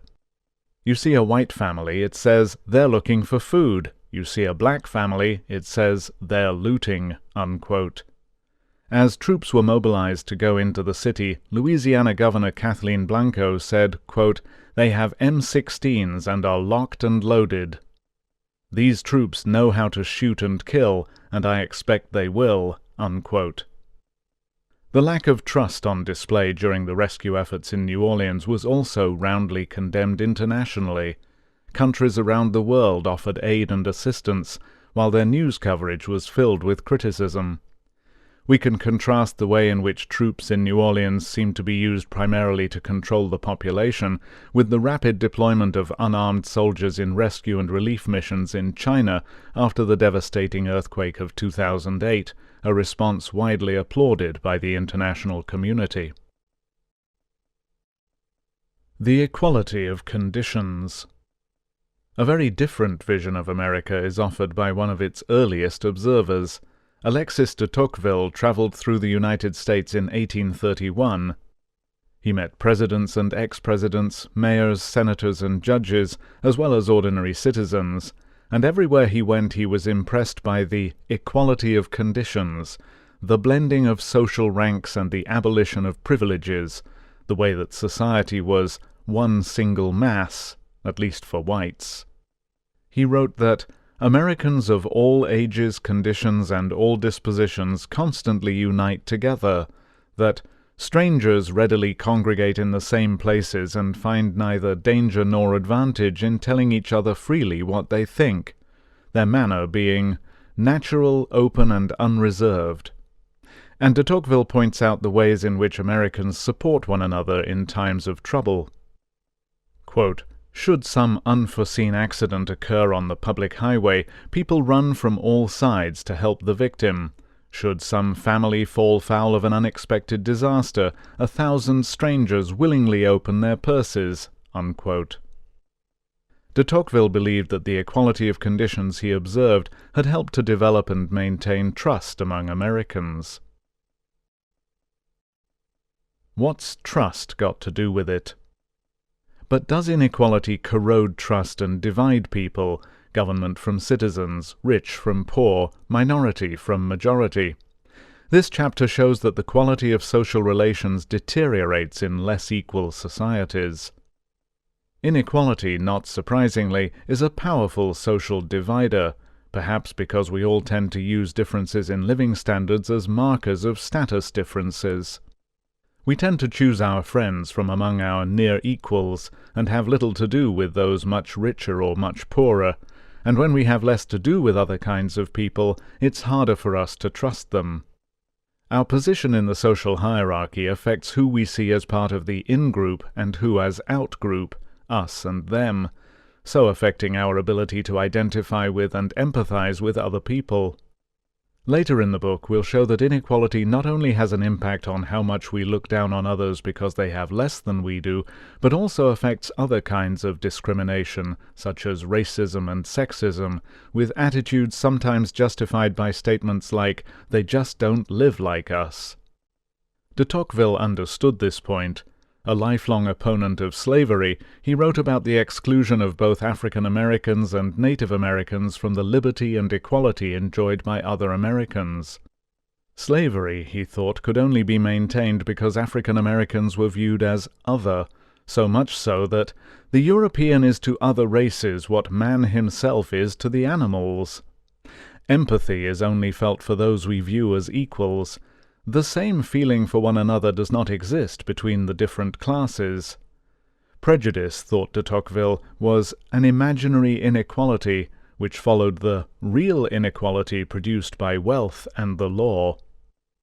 Early socialists and others believed that material inequality was an obstacle to a wider human harmony, to a universal human brotherhood, sisterhood, or comradeship. The data we present in this chapter suggest that this intuition was sound. Inequality is divisive, and even small differences seem to make an important difference. Income inequality and trust. Figures 4.1 and 4.2 show that levels of trust between members of the public are lower in countries and states where income differences are larger. These relationships are strong enough that we can be confident that they are not due to chance. The international data on trust in Figure 4.1 come from the European and World Values Survey, a study designed to allow international comparisons of values and norms. In each country, random samples of the population were asked whether or not they agreed with the statement, "Most people can be trusted." The differences between countries are large. People trust each other most in the Scandinavian countries and the Netherlands. Sweden has the highest levels of trust, with 66% of people feeling that they can trust others. The lowest level of trust is seen in Portugal, where only 10% of the population believe that others can be trusted. So just within these rich market democracies, there are more than six-fold differences in levels of trust, and as the graph shows, high levels of trust are linked to low levels of inequality. The data on trust within the USA, shown in Figure 4.2, are taken from the federal government's General Social Survey, which has been monitoring social change in America for more than a quarter of a century. In this survey, just as in the international surveys, people are asked whether or not they agree that most people can be trusted. Within the USA, there are four-fold differences in trust between states. North Dakota has a level of trust similar to that of Sweden. 67% feel they can trust other people, whereas in Mississippi, only 17% of the population believe that people can be trusted. Just as with the international data, low levels of trust among the United States are related to high inequality. The important message in these graphs of trust and inequality is that they indicate how different life must feel to people living in these different societies. Imagine living somewhere where 90% of the population mistrusts one another, and what that must mean for the quality of everyday life, the interactions between people at work, on the street, in shops, in schools. In Norway, it is not unusual to see cafes with tables and chairs on the pavement and blankets left out for people to use if they feel chilly while having a coffee. Nobody worries about customers or passers-by stealing the blankets. Many people feel nostalgic for time past when they could leave their doors unlocked and trusted that a lost wallet would be handed in. Of all large U.S. cities, New Orleans is one of the most unequal. This was the background to the tensions and mistrust in the scenes of chaos after Hurricane Katrina that we described above. Chicken or egg? In the USA, trust has fallen from a high of 60% in 1960 to a low of less than 40% by 2004. But does inequality create low levels of trust, or does mistrust create inequality? Which comes first? Political scientist Robert Putnam of Harvard University, in his book Bowling Alone, shows how inequality is related to social capital, by which he means the sum total of people's involvement in community life. He says, quote, "Community and equality are mutually reinforcing. Social capital and economic equality moved in tandem through most of the 20th century. In terms of the distribution of wealth and income, America in the 1950s and 1960s was more egalitarian than it had been in more than a century. Those same decades were also the high point of social connectedness and civic engagement. Record highs in equality and social capital coincided. Conversely, the last third of the 20th century was a time of growing inequality and eroding social capital. The timing of the two trends is striking. Sometime around 1965 to 70, America reversed course and started becoming both less just economically and less well-connected socially and politically." Unquote.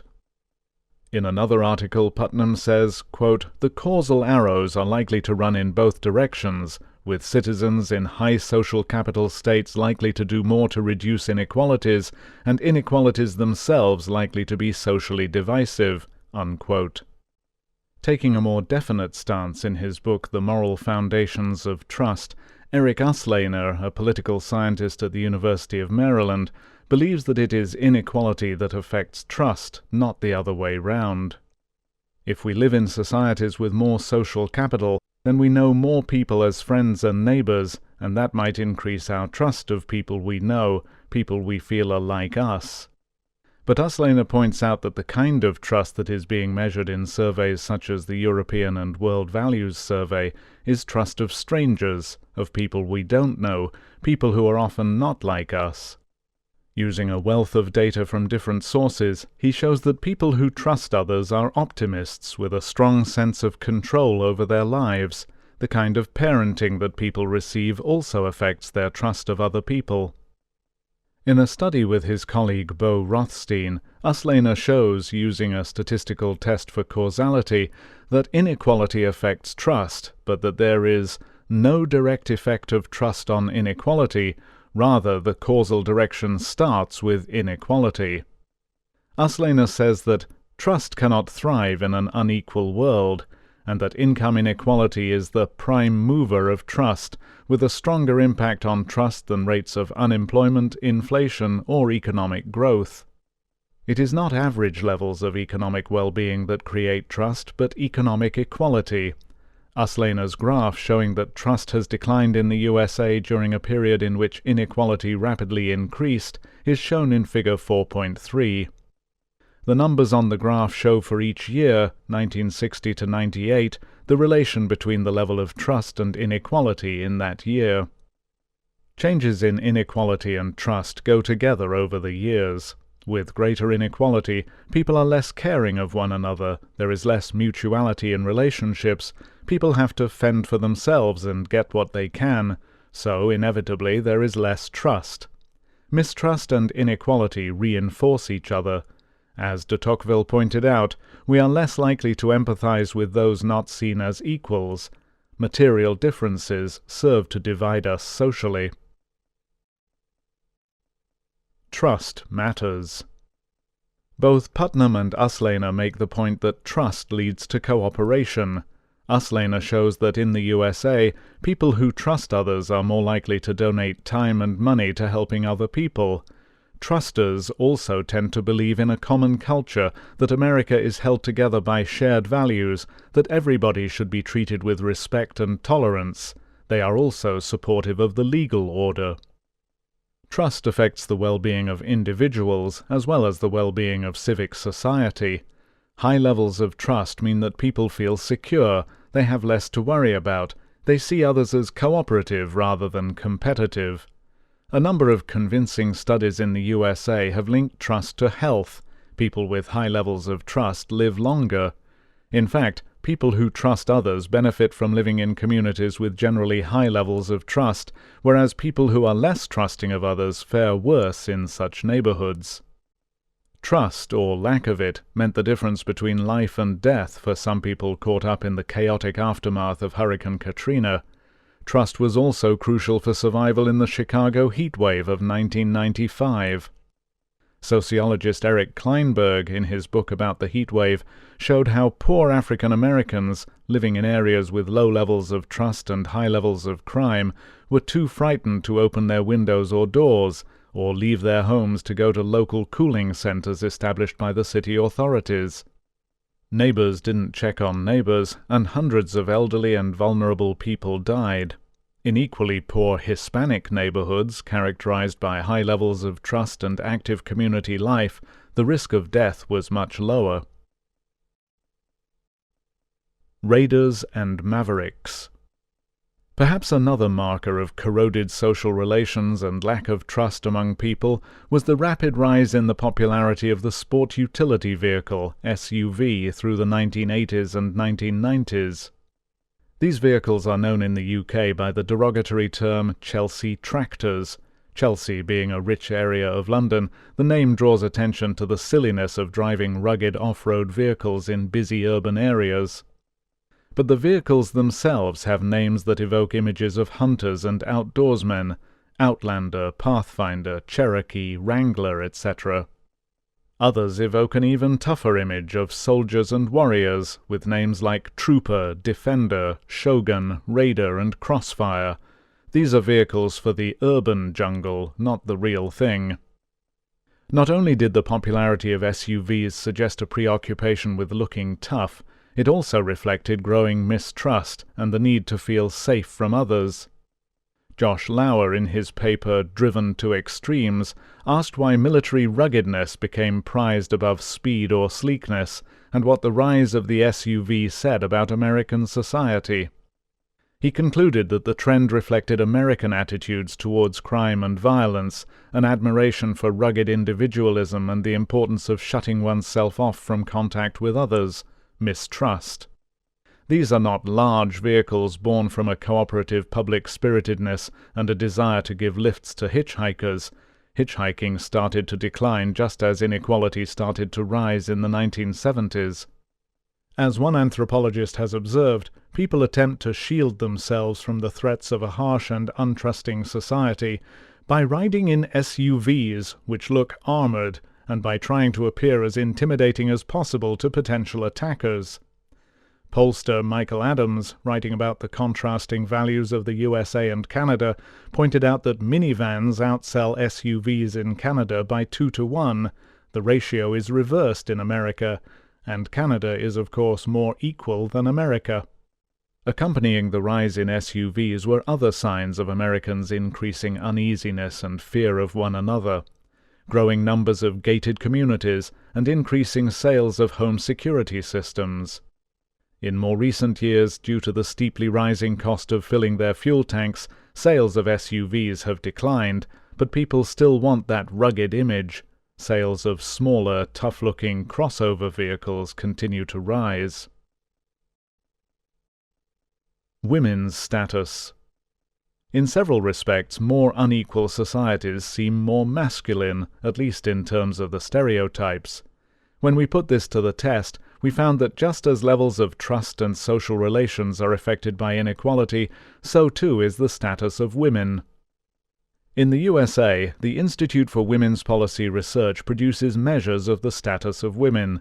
Using these measures, researchers at Harvard University showed that women's status was linked to state-level income inequality. 3 of the measures are women's political participation, women's employment and earnings, and women's social and economic autonomy.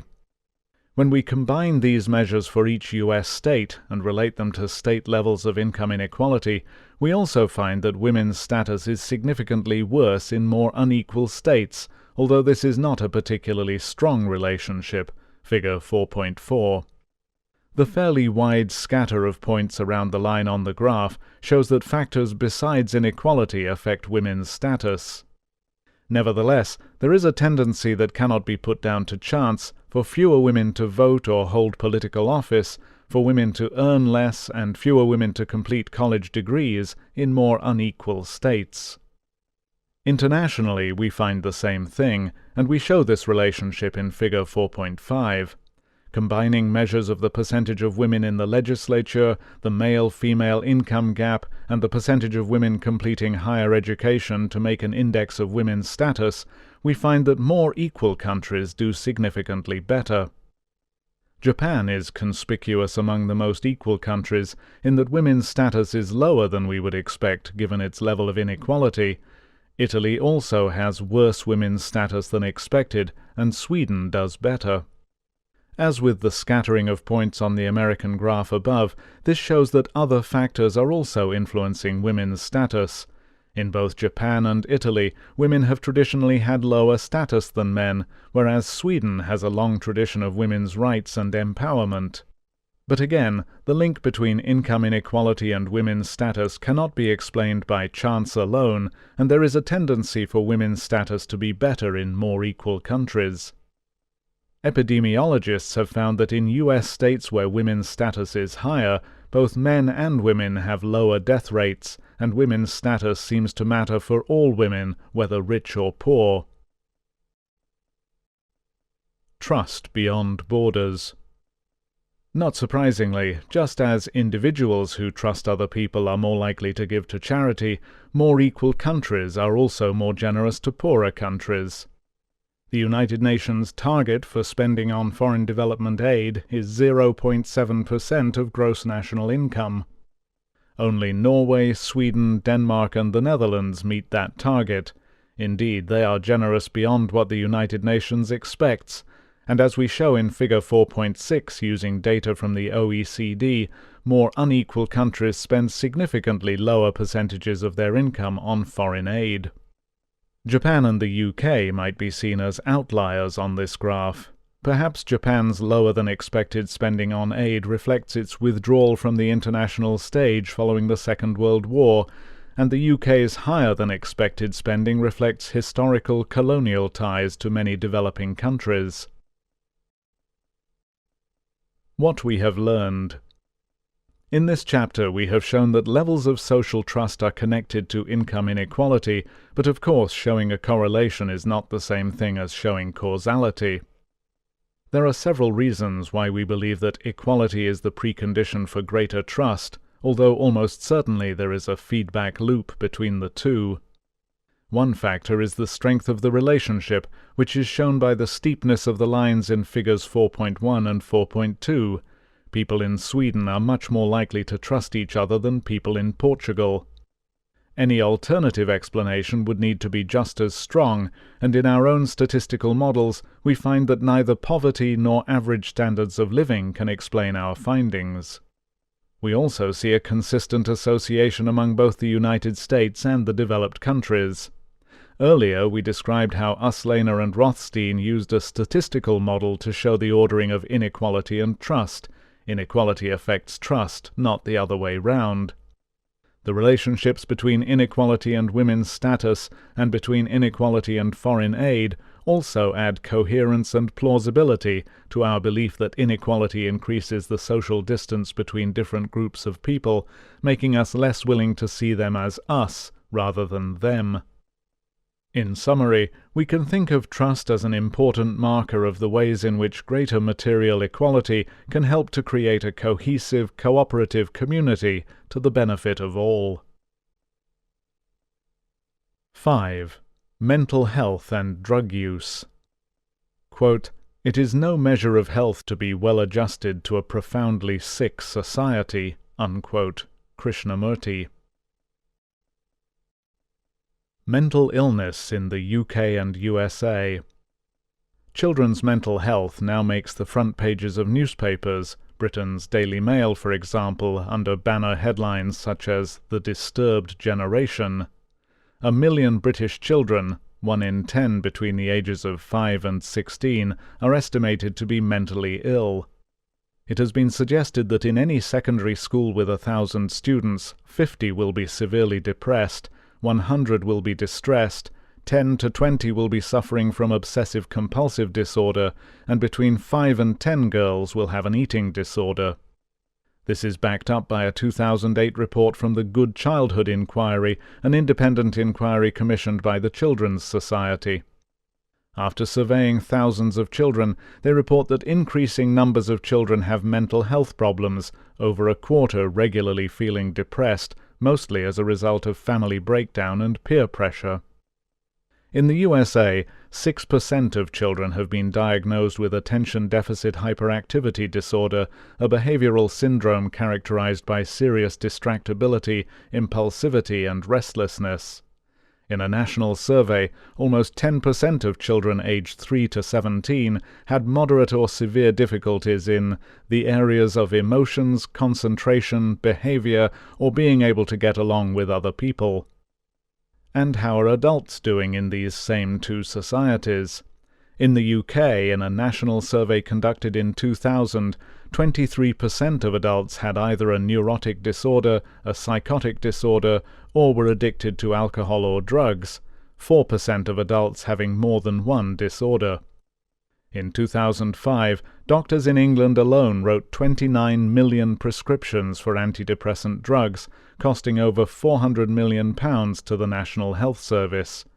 In the USA, 1 in 4 adults have been mentally ill in the past year, and almost a quarter of these episodes were severe. Over their lifetime, more than half will suffer from a mental illness. In 2003, the USA spent $100 billion on mental health treatments. Mental well-being. Before we turn to comparisons of mental illness in other societies, it's worth asking, what is a healthy mind? Mind, the National Association for Mental Health in the UK, publishes a pamphlet called How to Improve Your Mental Well-Being. It begins with the premise that, quote, good mental health isn't something you have, but something you do. To be mentally healthy, you must value and accept yourself. It concludes that people who are mentally well are able to look after themselves, see themselves as valuable people, and judge themselves by reasonable rather than unrealistic standards. People who don't value themselves become frightened of rejection. They keep others at a distance and get trapped in a vicious circle of loneliness. It is also important to note that although people with mental illness sometimes have changes in the levels of certain chemicals in their brains, nobody has shown that these are causes of depression rather than changes caused by depression. Similarly, although genetic vulnerability may underlie some mental illness, this can't by itself explain the huge rises in illness in recent decades. Our genes can't change that fast. Apples and oranges? Can we really compare levels of mental illness in different countries? Don't different cultures have different labels for mental disorders and different standards of normality or tolerance of differences? Aren't people in different societies more or less reluctant to admit to emotional problems or drug use or any stigmatized condition? Not surprisingly, it hasn't always been easy to get comparable measures of how many people are suffering from mental illness in different countries, but this began to get easier in the 1980s, when researchers developed diagnostic interviews, sets of questions that could be asked by non-psychiatrists and non-psychologists, allowing researchers to measure on a large scale the numbers of people meeting diagnostic criteria for different mental illnesses. In 1998, the World Health Organization set up the World Mental Health Survey Consortium in an attempt to estimate the numbers of people with mental illness in different countries, the severity of their illness, and patterns of treatment. Although their methods don't entirely overcome worries about cultural differences in interpreting and responding to such questions, at least the same questions are being asked in the same way in different places. Among our set of rich developed countries, WHO surveys have been completed in 9: Belgium, France, Germany, Italy, Japan, Netherlands, New Zealand, Spain, and the USA. Although not strictly comparable, very similar national surveys give estimates of the proportion of the adult population with mental illness in another 3 countries: Australia, Canada, and the UK. Income inequality and mental illness. In Figure 5.1, we use these surveys to show the association in rich countries between income inequality and the proportion of adults who have been mentally ill in the 12 months prior to being interviewed. This is a strong relationship. A much higher percentage of the population suffer from mental illness in more unequal countries. Such a close relationship cannot be due to chance. Indeed, the countries line up almost perfectly, with only Italy standing out as having lower levels of mental illness than we might expect based on its level of income inequality. Just as we saw with levels of trust in the previous chapter, there are big differences in the proportion of people with mental illness, from 8% to 26% between countries. In Germany, Italy, Japan and Spain, fewer than 1 in 10 people had been mentally ill within the previous year. In Australia, Canada, New Zealand and the UK, the numbers are more than 1 in 5 people. And in the USA, as we described above, more than 1 in 4. Overall, it looks as if differences in inequality tally with more than 3-fold differences in the percentage of people with mental illness in different countries. For our 9 countries with data from the WHO surveys, we can also look at subtypes of mental illness, specifically anxiety disorders, mood disorders, impulse control disorders and addictions, as well as a measure of severe mental illness. Anxiety disorders, impulse control disorders and severe illness are all strongly correlated with inequality, mood disorders less so. We saw in Chapter 3 how anxiety has been increasing in developed countries in recent decades. Anxiety disorders represent the largest subgroup of mental illness in all our countries. Indeed, the percentage of all mental illnesses that are anxiety disorders is itself significantly higher in more unequal countries. Unfortunately, there are no international sources of comparable data on the mental health of children and adolescents. Turning now to our other testbed, the 50 states of the USA, we discovered something rather surprising. Alone among the numerous health and social problems we examine in this book, we found no relationship between adult male mental illness and income inequality among the U.S. states. State-specific estimates of mental illness are collected both by the United States Behavioral Risk Factor Surveillance Study and by the National Survey on Drug Use and Health, but the lack of a relationship between income inequality and mental illness among men was consistent in both sources. However, income inequality is associated with mental illness in adult women. It is not a particularly strong relationship, but too strong to be dismissed as chance. There is also a similar relationship with the mental health of children.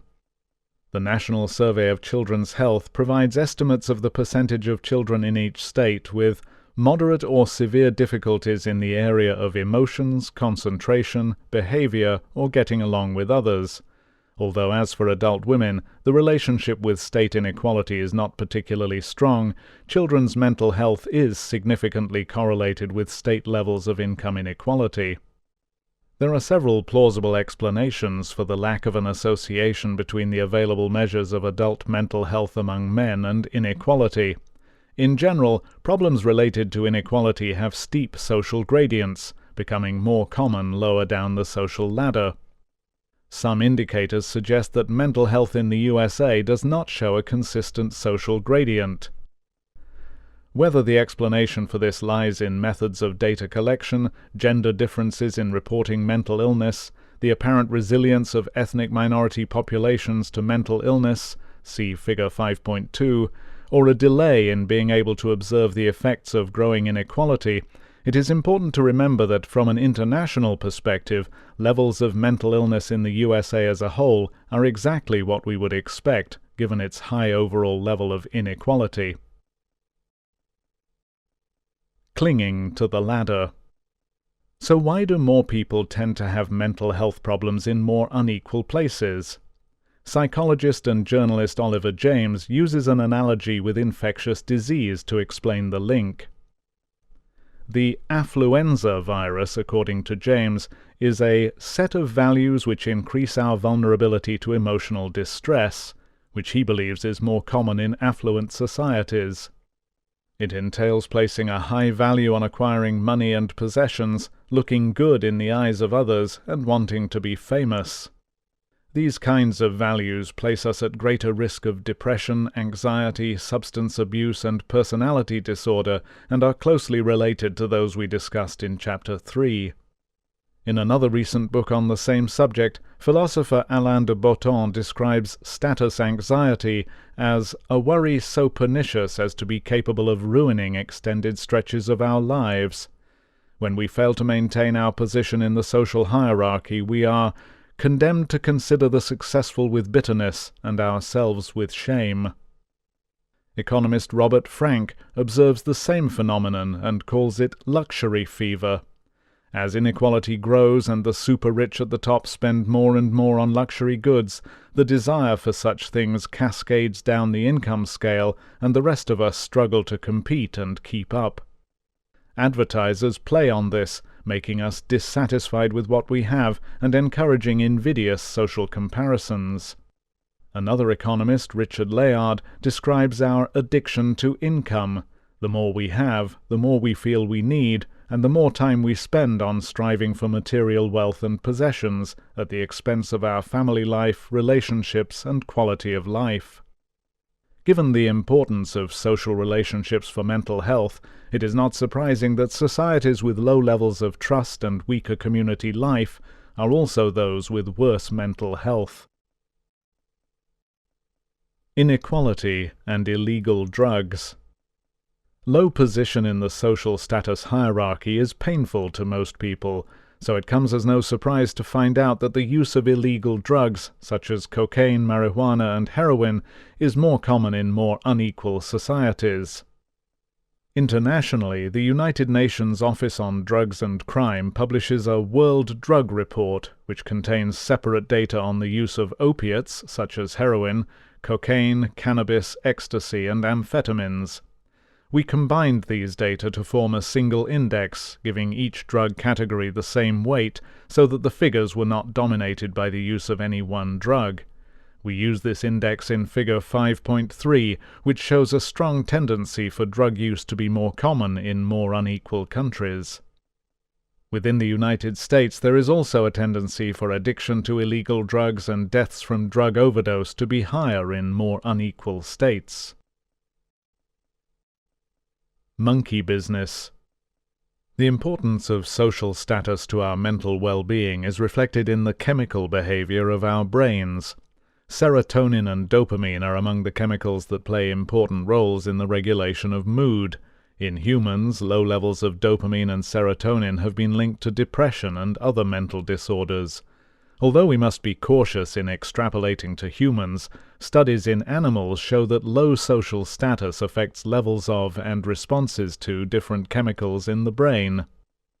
In a clever experiment, researchers at Wake Forest School of Medicine in North Carolina took 20 macaque monkeys and housed them for a while in individual cages. They next housed the animals in groups of 4 and observed the social hierarchies which developed in each group, noting which animals were dominant and which subordinate. They scanned the monkeys' brains before and after they were put into groups. Next, they taught the monkeys that they could administer cocaine to themselves by pressing a lever. They could take as much or as little as they liked. The results of this experiment were remarkable. Monkeys that had become dominant had more dopamine activity in their brains than they had exhibited before becoming dominant, while monkeys that became subordinate when housed in groups showed no changes in their brain chemistry. The dominant monkeys took much less cocaine than the subordinate monkeys. In effect, the subordinate monkeys were medicating themselves against the impact of their low social status. This kind of experimental evidence in monkeys adds plausibility to our inference that inequality is causally related to mental illness.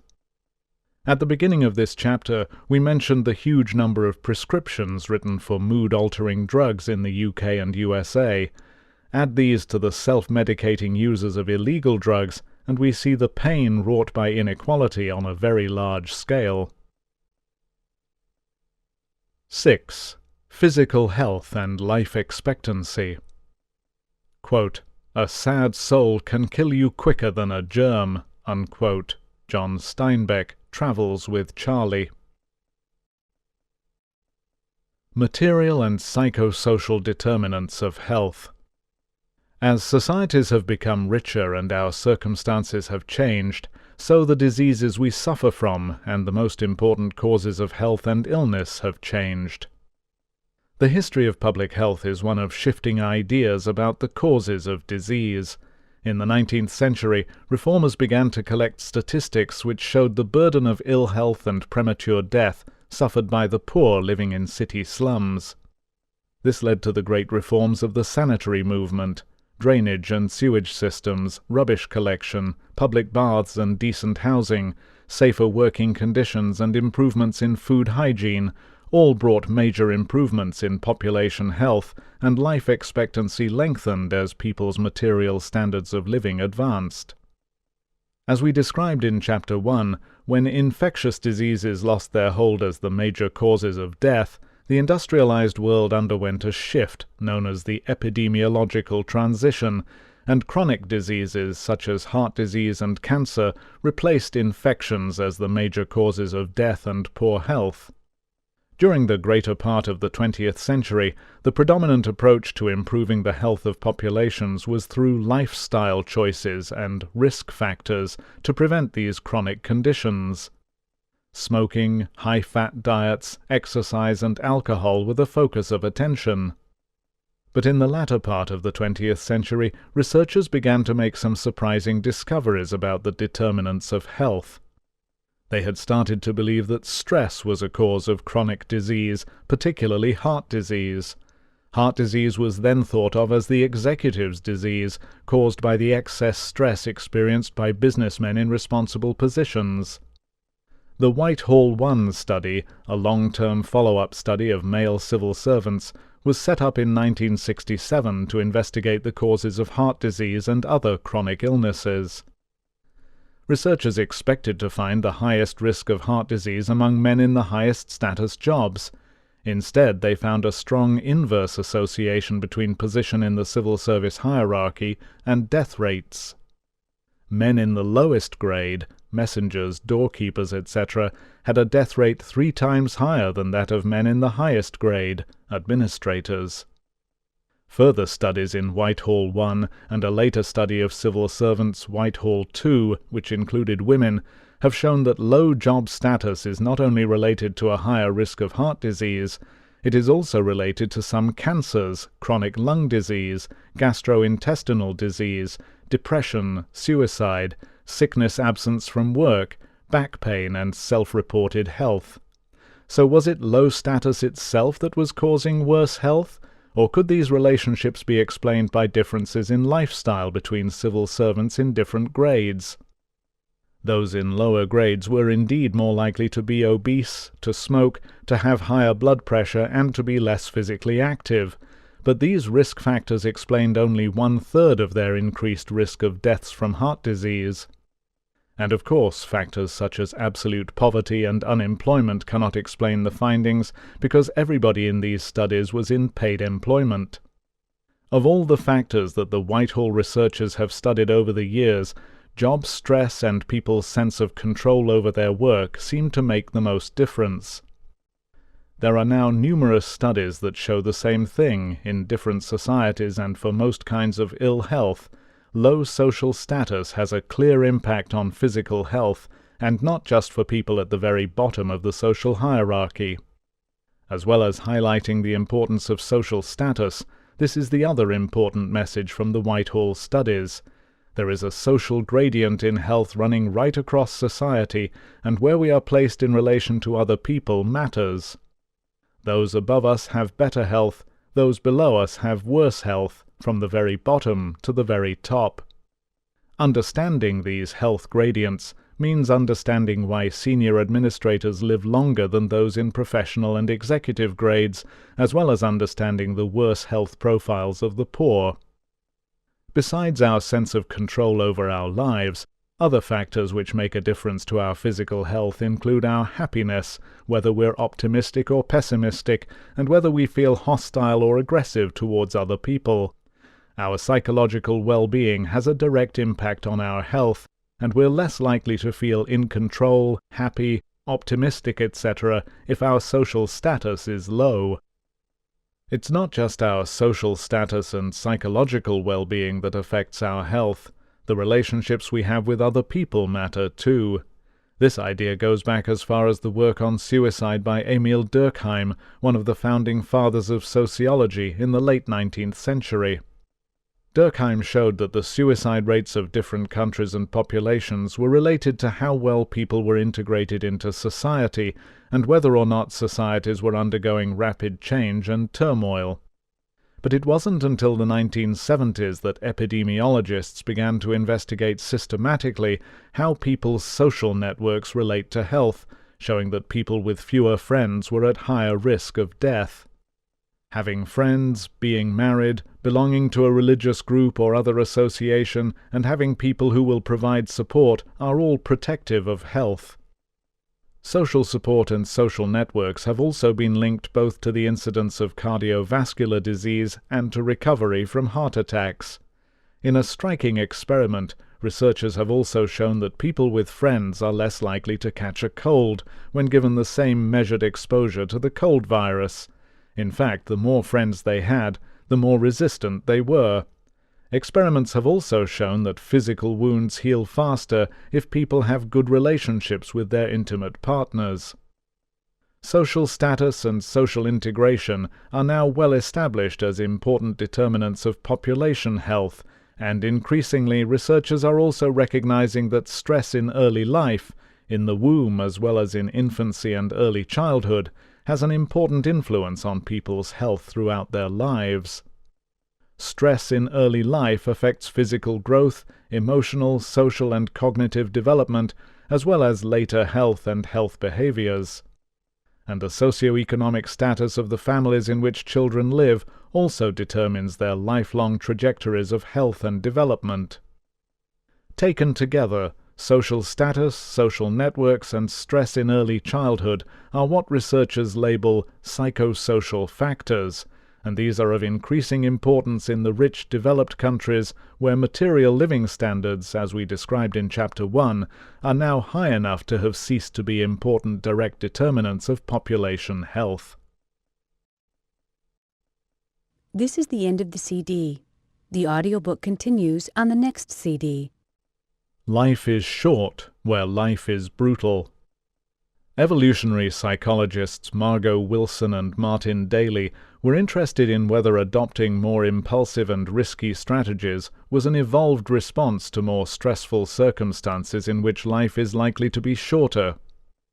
In more threatening circumstances, then, more reckless strategies are perhaps necessary to gain status, maximize sexual opportunities, and enjoy at least some short-term gratifications. Perhaps only in more relaxed conditions, in which a longer life is assured, can people afford to plan for a long-term future. To test this hypothesis, they collected data on the murder rates for the 77 community areas of Chicago, and then they collected data on death rates for those same areas, subtracting all of the deaths caused by homicide. When they put the two together, they showed a remarkably close relationship, seen in Figure 6.1. Neighborhoods with high homicide rates were also neighborhoods where people were dying younger from other causes as well.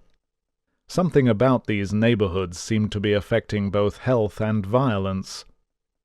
In Chapter 4, we showed how different developed countries and U.S. states vary in the levels of social trust that people feel. There are 6-fold differences in levels of trust between developed countries and 4-fold differences among U.S. states. We mentioned that levels of trust have been linked to population health, and in fact research on social cohesion and social capital has mushroomed over the past 10 years or so. More than 40 papers on the links between health and social capital have now been published. In the United States, epidemiologist Ichiro Kawachi and his colleagues at the Harvard School of Public Health looked at death rates in 39 states in which the general social surveys had been conducted in the late 1980s. These surveys allowed them to count how many people in each state were members of voluntary organizations, such as church groups and unions.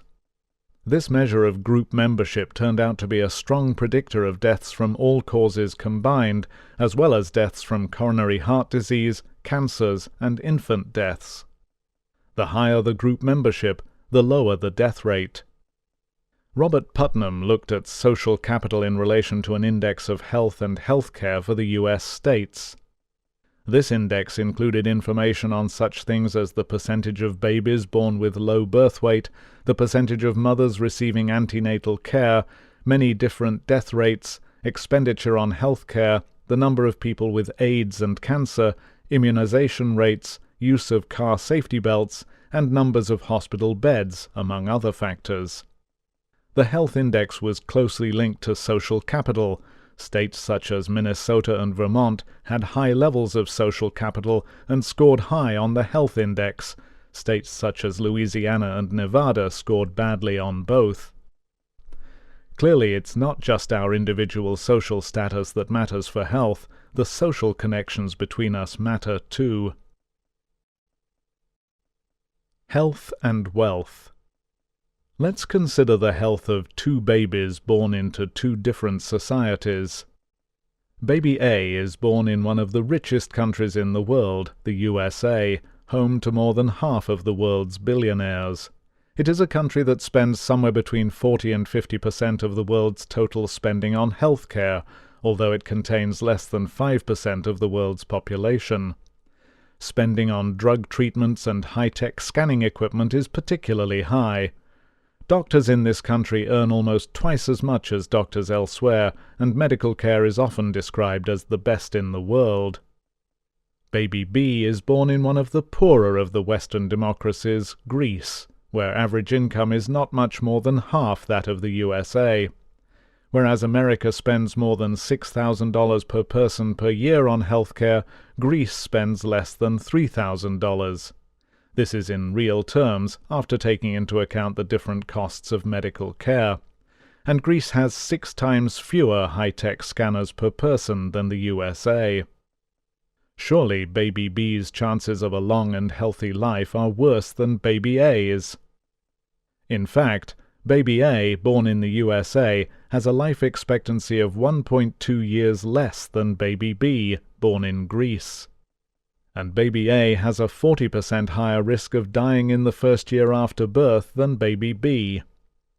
Among developed countries, there are even bigger contrasts than the comparison we've used here. Babies born in the USA are twice as likely to die in their first year than babies in Japan, and the difference in average life expectancy between the USA and Sweden is 3 years. Between Portugal and Japan, it is over 5 years. Some comparisons are even more shocking. In 1990, Colin McCord and Harold Freeman in the Department of Surgery at Columbia University calculated that black men in Harlem were less likely to reach the age of 65 than men in Bangladesh. Among other things, our comparison between Baby A and Baby B shows that spending on health care and the availability of high-tech medical care are not related to population health. Figure 6.2 shows that in rich countries there is no relationship between the amount of health spending per person and life expectancy. The big idea. If average levels of income don't matter, and spending on high-tech healthcare doesn't matter, what does? There are now a large number of studies of income inequality and health that compare countries, American states, or other large regions, and the majority of these studies show that more egalitarian societies tend to be healthier. This vast literature was given impetus by a study by one of us on inequality and death rates, published in the British Medical Journal in 1992. In 1996, the editors of that journal, commenting on further studies confirming the link between income inequality and health, wrote, quote, "The big idea is that what matters in determining mortality and health in a society is less the overall wealth of that society and more how evenly wealth is distributed. The more equally wealth is distributed, the better the health of that society." Unquote. Inequality is associated with lower life expectancy, higher rates of infant mortality, shorter height, poor self-reported health, low birth weight, AIDS, and depression. Figures 6.3 through 6.6 show income inequality in relation to life expectancy for men and women and to infant mortality, first for the rich countries and then for the US states. Of course, population averages hide the differences in health within any population, and these can be even more dramatic than the differences between countries. In the UK, health disparities have been a major item on the public health agenda for over 25 years, and the current National Health Service Plan states that no injustice is greater than the inequalities in health which scar our nation. In the late 1990s, the difference in life expectancy between the lowest and highest social class groups was 7.3 for men and 7 years for women. Studies in the USA often report even larger differences, such as a 28-year difference in life expectancy at age 16 between blacks and whites living in some of the poorest and some of the richest areas. To have many years less life because you're working class rather than professional, no one can argue about the serious injustice that these numbers represent. Note that, as the Whitehall study showed, these gaps cannot be explained away by worse health behaviors among those lower down the social scale. What then if the cost of that injustice is a 3 or 4 year shortening of average life expectancy if we live in a more unequal society? We examined several different causes of death to see which had the biggest class differences in health. We found that deaths among working-age adults, deaths from heart disease, and deaths from homicide had the biggest class differences. In contrast, death rates from prostate cancer had small class differences, and breast cancer death rates were completely unrelated to social class. Then we looked at how those different death rates were affected by income inequality, and found that those with big class differences were much more sensitive to inequality. We also found that living in a more equal place benefited everybody, not just the poor. It's worth repeating that health disparities are not simply a contrast between the ill health of the poor and the better health of everybody else. Instead, they run right across society so that even the reasonably well-off have shorter lives than the very rich. Likewise, the benefits of greater equality spread right across society, improving health for everyone, not just those at the bottom. In other words, at almost any level of income, it's better to live in a more equal place. A dramatic example of how reductions in inequality can lead to rapid improvements in health is the experience of Britain during the 2 World Wars. Increases in life expectancy for civilians during the war decades were twice those seen throughout the rest of the 20th century. In the decades which contain the world wars, life expectancy increased between 6 and 7 years for men and women, whereas in the decades before, between, and after, life expectancy increased by between 1 and 4 years. Although the nation's nutritional status improved with rationing in the Second World War, this was not true for the First World War, and material living standards declined during both wars. However, both wartimes were characterized by full employment and considerably narrower income differences, the result of deliberate government policies to promote cooperation with the war effort. During the Second World War, for example, working-class incomes rose by 9%, while incomes of the middle class fell by 7%. Rates of relative poverty were halved. The resulting sense of camaraderie and social cohesion not only led to better health, crime rates also fell. Under our skin. So how do the stresses of adverse experiences in early life, of low social status and lack of social support, make us unwell? The belief that the mind affects the body has been around since ancient times, and modern research has enhanced our understanding of the ways in which stress increases the risk of ill health and pleasure and happiness promote well-being. The psyche affects the neural system and in turn the immune system.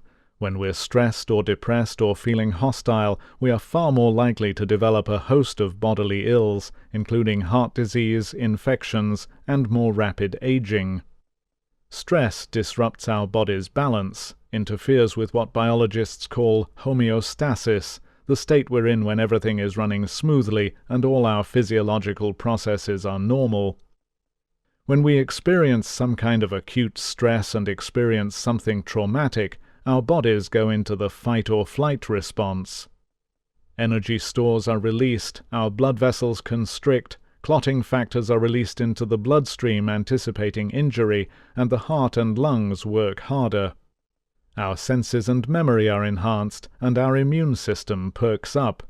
We are primed and ready to fight or run away from whatever has caused the stress. If the emergency is over in a few minutes, this amazing response is healthy and protective.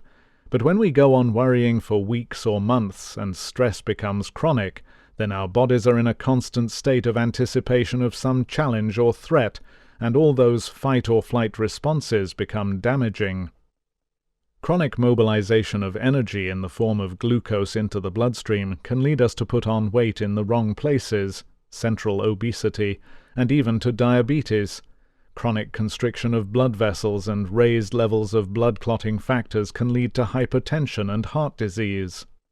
While acute momentary stress perks up our immune system, chronic continuing stress suppresses immunity and can lead to growth failure in children, ovulation failure in women, erectile dysfunction in men, and digestive problems for all of us.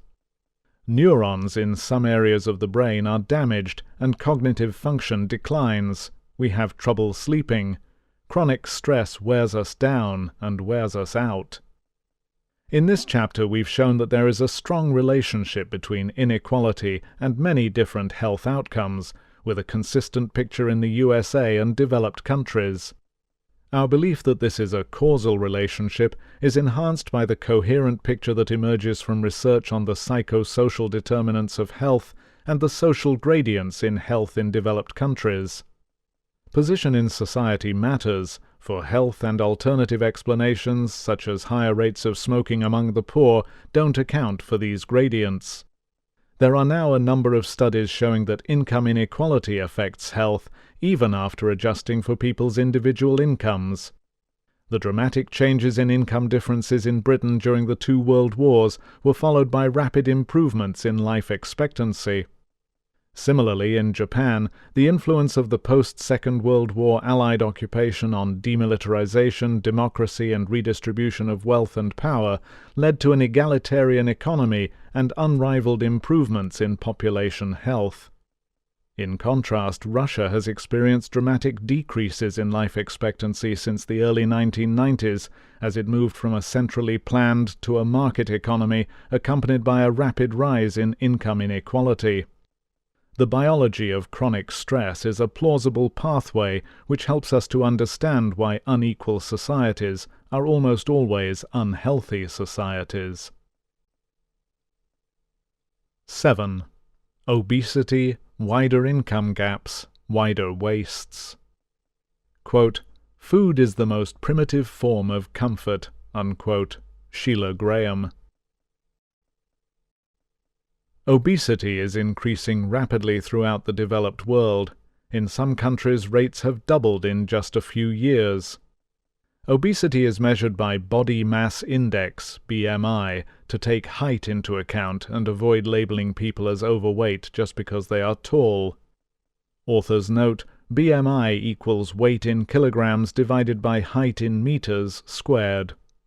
The World Health Organization has set standards for using BMI to classify people as underweight, BMI less than 18.5, normal weight, BMI 18.5 to 24.9, overweight, BMI 25 to 29.9, and obese, BMI greater than 30. In the USA in the late 1970s, close to half the population were overweight and 15% were obese. Now, 3/4 of the population are overweight and close to a third are obese. In the UK in 1980, about 40% of the population were overweight and less than 10% were obese. Now, 2/3 of adults are overweight and more than a fifth are obese. This is a major health crisis because obesity is so bad for health. It increases the risk of hypertension, type 2 diabetes, cardiovascular disease, gallbladder disease, and some cancers. Trends in childhood obesity are now so serious that they are widely expected to lead to shorter life expectancies for today's children. That would be the first reversal in life expectancy in many developed countries since governments started keeping track in the 19th century. Apart from the health consequences, obesity reduces emotional and social well-being. Overweight and obese adults and children suffer terribly. A 17-year-old from Illinois weighing 409 pounds, 29 stone, described her physical pain. "My heart aches in my chest, and I have arm pains and stuff, and it gets scary." But just as hurtful are the memories she has of other children calling her names at school, her restricted social life, and her feeling that her body is almost a prison to me.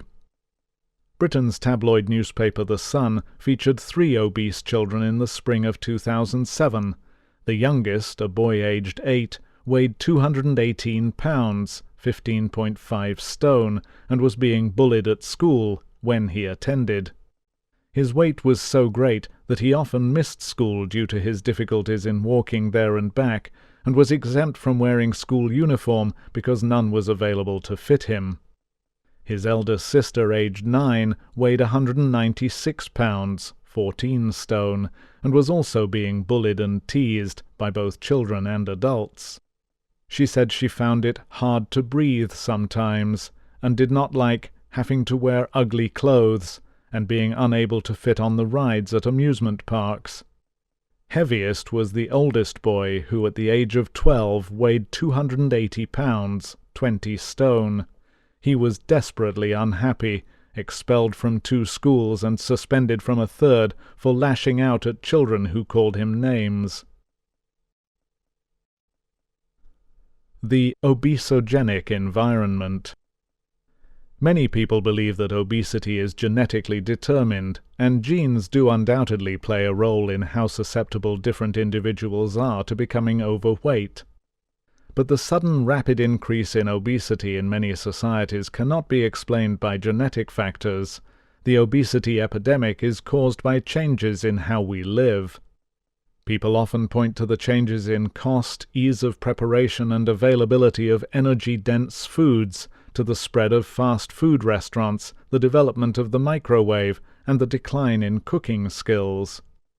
Others point to the decline in physical activity, both at work and in leisure time, increasing car use, and the reduction in physical education programs in schools.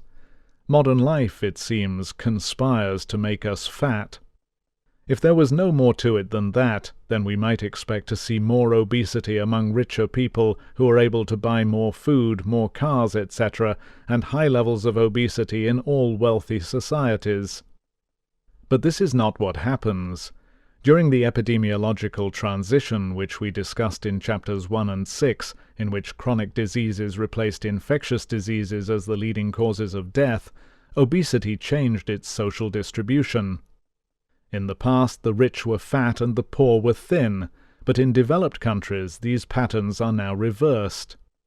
The World Health Organization set up a study in the 1980s to monitor trends in cardiovascular diseases and the risk factors for these diseases, including obesity, in 26 countries. It found that as rates of obesity have increased, their social gradient has steepened. By the early 1990s, obesity was more common among poorer women compared to richer women in all 26 countries, and among poorer men in all except 5. As journalist Polly Toynbee declared in a newspaper article in 2004, fat is a class issue. Pointing to the high rates of obesity in the USA and the low rates among the Scandinavian countries, which prove that we don't find high levels of obesity in all modern rich societies, she suggested that income inequality might contribute to the obesity epidemic. Income inequality and obesity. Figure 7.1 shows that levels of obesity tend to be lower in countries where income differences are smaller.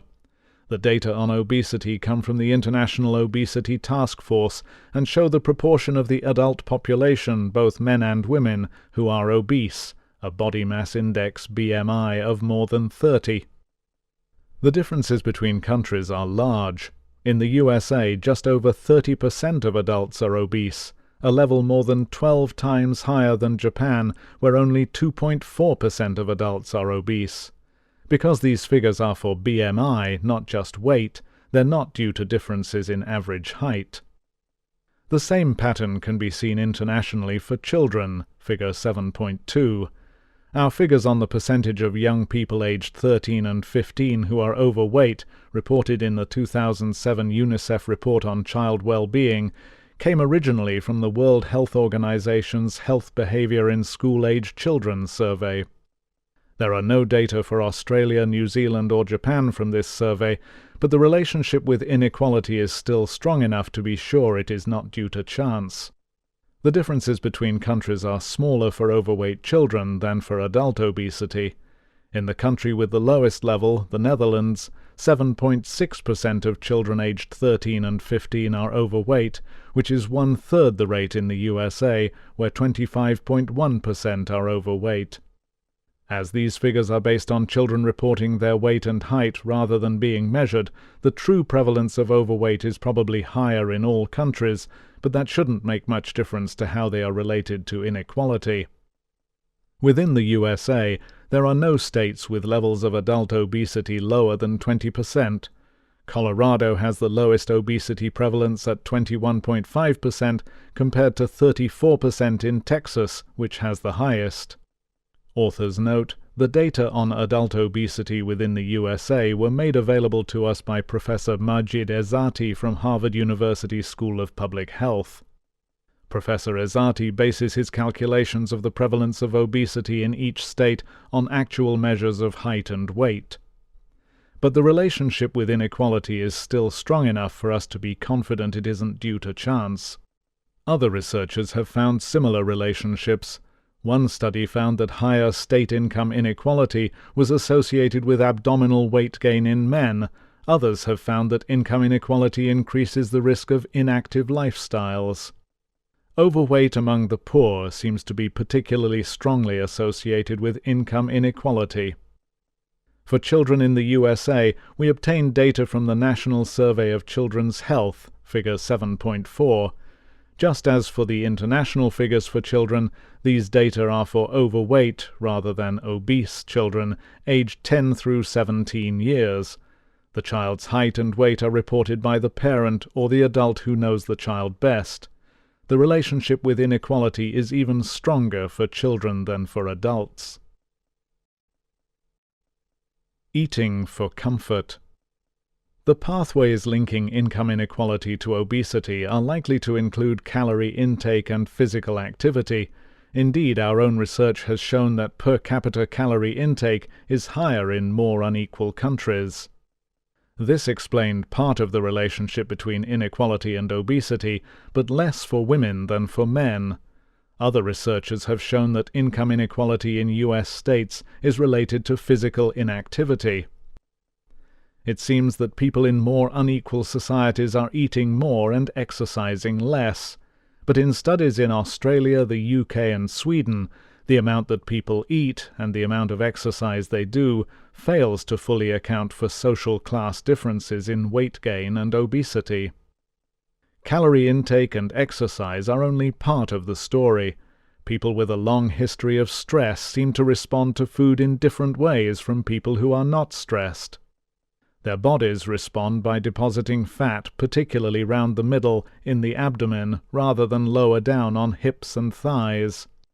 As we saw in Chapter 6, chronic stress affects the action of the hormone cortisol, and researchers have found differences in cortisol and psychological vulnerability to stress tests among men and women with high levels of abdominal fat. People who accumulate fat around the middle are at particularly high risk of obesity-associated illnesses. The body's stress reaction causes another problem. Not only does it make us put on weight in the worst places, it can also increase our food intake and change our food choices, a pattern known as stress eating or eating for comfort. In experiments with rats, when the animals are stressed, they eat more sugar and fat.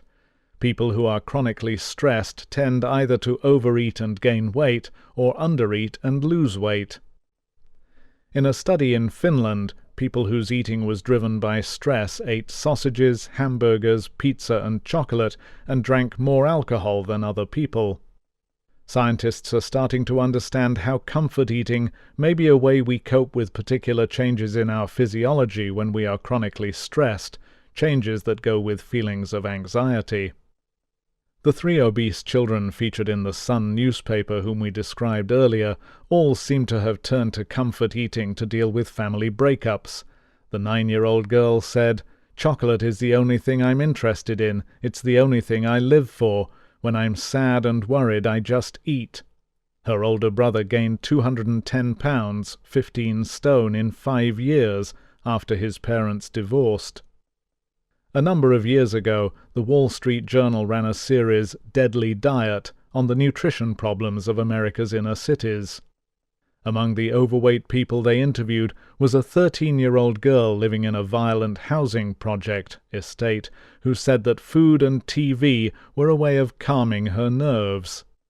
An unemployed woman who knew that her diet and drinking were damaging her liver and arteries still figured she might as well live high on the hog while she could.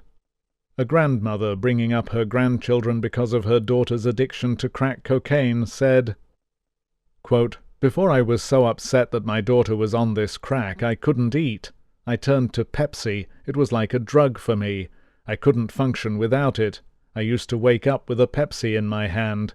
A 3-liter bottle would just see me through the day." Unquote.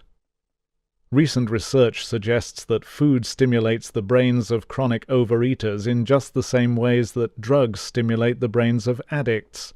Studies using brain scans have shown that obese people respond both to food and to feeling full differently from thin people.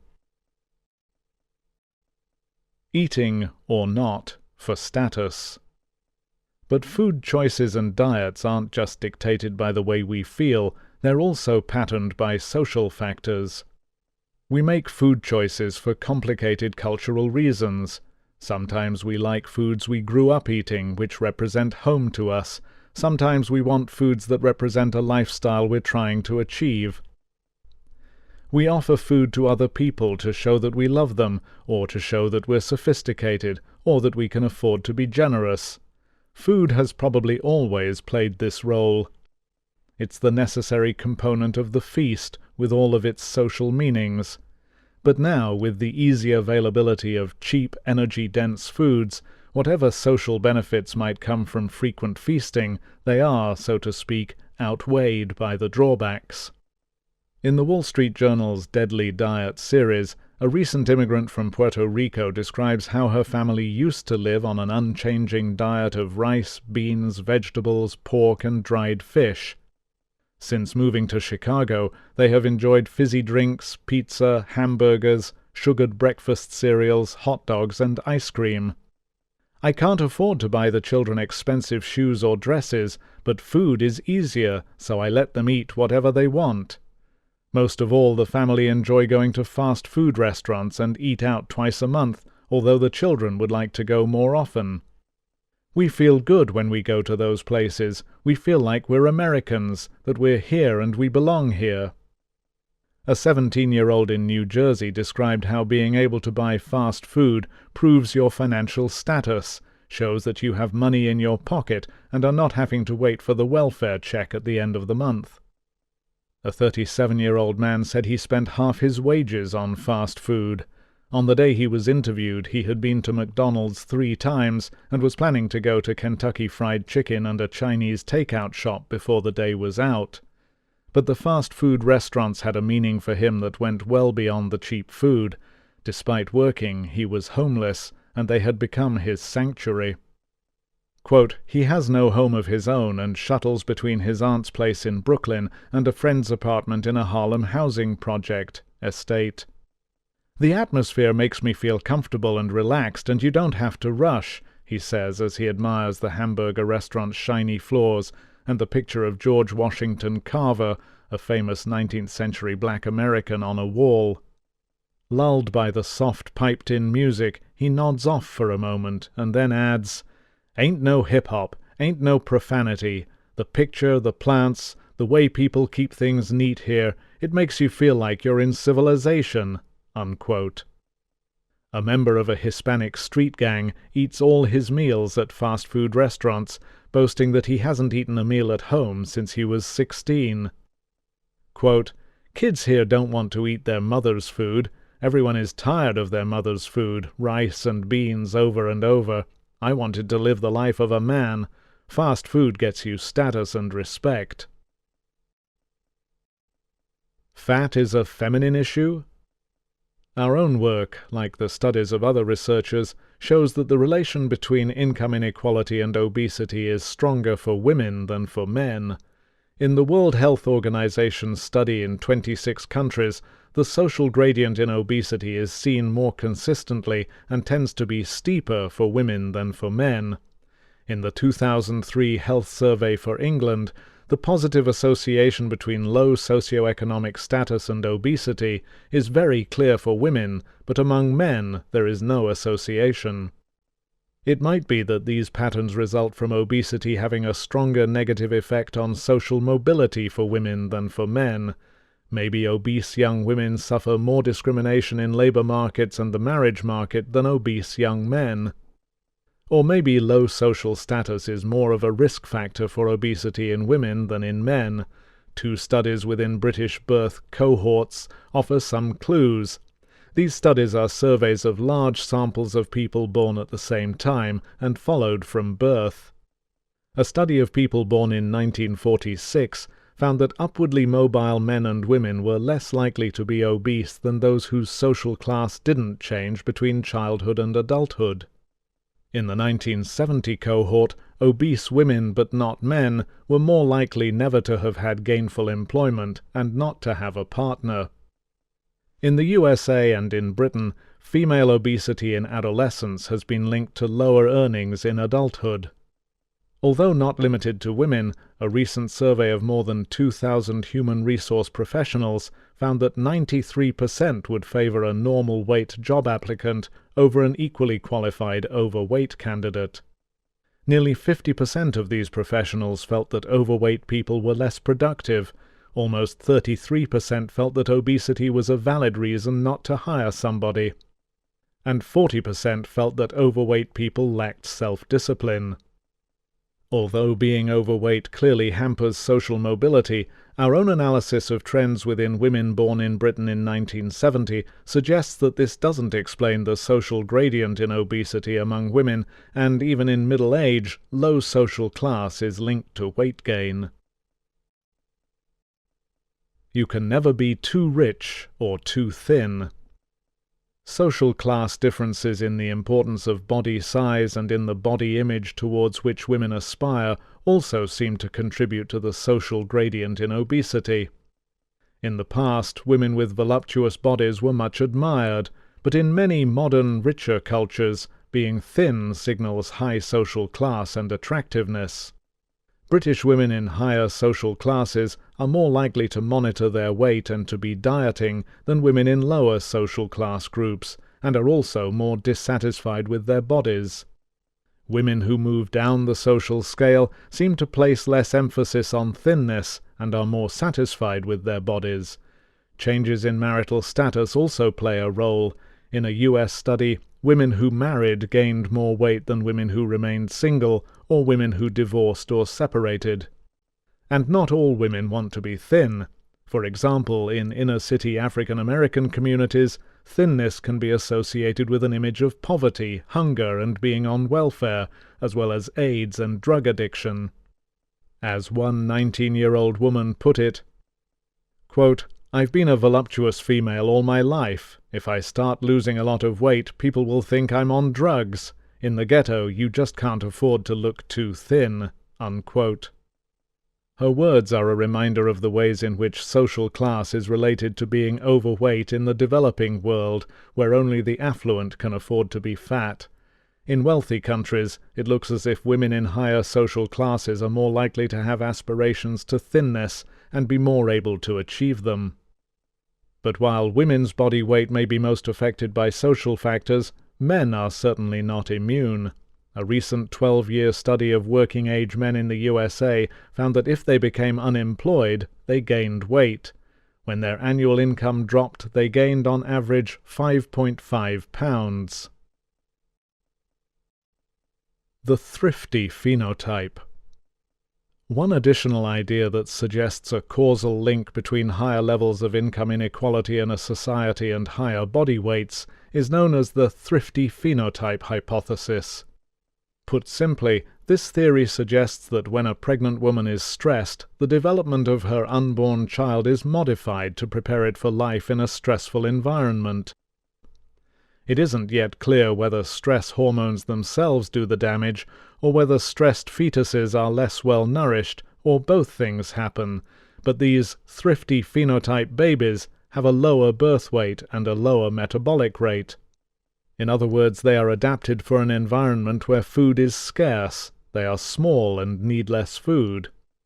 In conditions of scarcity during our evolutionary past, this adaptation would have been beneficial, but in our modern world, where stress during pregnancy is unlikely to be due to food shortages and babies are born into a world of plenty, it's maladaptive. Babies with a thrifty phenotype in a world where food is plentiful are more prone to obesity, to diabetes, and to cardiovascular disease.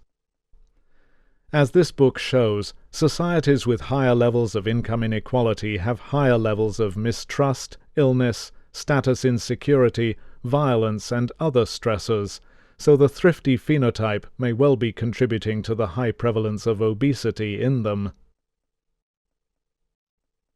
The equality diet. It is clear that obesity and overweight are not problems confined to the poor. In the USA, about 12% of the population are poor, but more than 75% are overweight. In the UK, social class differences in women's obesity can be seen all the way up the social ladder. While obesity affects only 16% of higher managerial and professional women, just below them, 20% of lower managerial and professional women are obese. It's hard to argue in the face of these facts that the obesity epidemic is due to poor nutritional knowledge among the uneducated. In a study of middle-aged British women, 84% knew they should be eating 5 fruits and vegetables each day, and another study showed that obese people are better than thinner people at guessing the calorie content of snack foods. Another piece of evidence that it's relative, not absolute levels of income that matter for obesity comes from studies in which people are asked to describe subjectively their place in the social hierarchy. Researchers show subjects a diagram of a ladder and tell them that at the top are people with the highest status and at the bottom people with the lowest status, and then ask them to place an X on the ladder to mark their own standing. It has been shown that this measure of subjective social status is linked to an unhealthy pattern of fat distribution and to obesity. In other words, obesity was more strongly related to people's subjective sense of their status than to their actual education or income. If we can observe that changes in societal income inequality are followed by changes in obesity, this would also be supportive evidence for a causal association. An example of a society that has experienced a rapid increase in inequality is post-reunification Germany. After the fall of the Berlin Wall, inequality increased in the former East Germany, and there is evidence from studies following people over time that this social disruption led to increases in the body mass index of children, young adults, and mothers. Health and social policies for obesity treatment and prevention tend to focus on the individual. These policies try to educate people about the risks associated with being overweight and try to coach them into better habits. But these approaches overlook the reasons why people continue to live a sedentary lifestyle and eat an unhealthy diet, how these behaviors give comfort or status, why there is a social gradient in obesity, how depression and stress in pregnancy play a role. Because behavior changes are easier for people who feel in control and in a good emotional state, lessening the burdens of inequality could make an important contribution towards resolving the epidemic of obesity. 8. Educational performance. Quote, Our progress as a nation can be no swifter than our progress in education. The human mind is our fundamental resource." Unquote. John F. Kennedy, Special Message to the Congress on Education, 20th of February 1961. Across the developed world, and across the political spectrum, everybody agrees about the importance of education. It's good for society, which needs the contributions and economic productivity, not to mention the tax of a skilled workforce, and it's good for individuals. People with more education earn more, are more satisfied with their work and leisure time, are less likely to be unemployed, more likely to be healthy, less likely to be criminals, more likely to volunteer their time and vote in elections. In 2006, according to the U.S. Department of Labor, if you had been to high school but didn't graduate with a diploma, you earned an average of $419 per week. That sum rose to $595 if you had the diploma, up to $1,039 if you'd gone to college and got a bachelor's degree, and rose to over $1,200 for an advanced degree. The home advantage. Although good schools make a difference, the biggest influence on educational attainment, how well a child performs in school and later in higher education, is family background. In a report on the future of education in Britain, Melissa Benn and Fiona Miller describe how, quote, "One of the biggest problems facing British schools is the gap between rich and poor, and the enormous disparity in children's home backgrounds and the social and cultural capital they bring to the education table." Unquote. Children do better if their parents have higher incomes and more education themselves, and they do better if they come from homes where they have a place to study, where there are reference books and newspapers, and where education is valued. Parental involvement in children's education is even more important. So why, when all developed societies are committed to education and equality of opportunity, at least in theory, do disadvantaged children do less well at school and miss out on the myriad benefits of education, however good the school system? As we shall see, some societies come a lot closer to achieving equality of opportunity than others. Unequal attainment. Figure 8.1 shows that international education scores are closely related to income inequality, and Figure 8.2 shows the same relationship for the USA. More unequal countries and more unequal states have worse educational attainment, and these relationships are strong enough for us to be sure that they are not due to chance. Comparable international data on education achievement come from the Programme for International Student Assessment, PISA, which was set up to administer standardized tests to 15-year-olds in schools in different countries. The program began in 43 countries in 2000 and assesses children every 3 years, typically testing between 4,500 and 10,000 children in each country each time. Schools are randomly selected. PISA tests 15-year-olds because they are coming to the end of compulsory education in most countries. Each survey gives tests in reading, mathematical, and scientific literacy. The goal is to test how well children can apply knowledge and skills. For consistency with the data available for the US, we combine national average scores for reading and maths only and plot them against income inequality, Figure 8.1. However, if scientific literacy scores are added in, it makes little difference to the results. No data were available for the UK from PISA 2003, as too few schools agreed to take part in the survey to meet the PISA standards.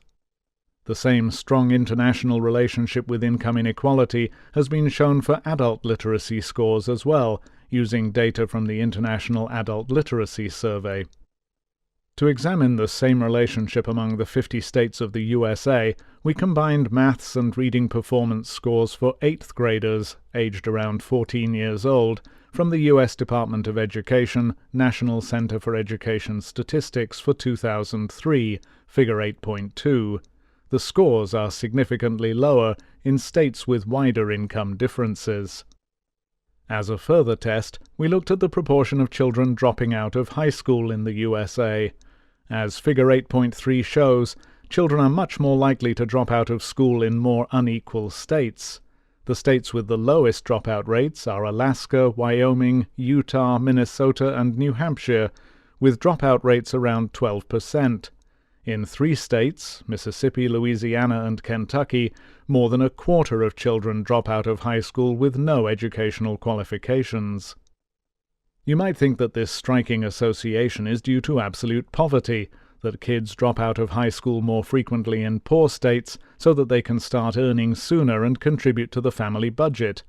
And it is true that high school dropout rates are higher in poor states, but poverty and inequality have independent effects.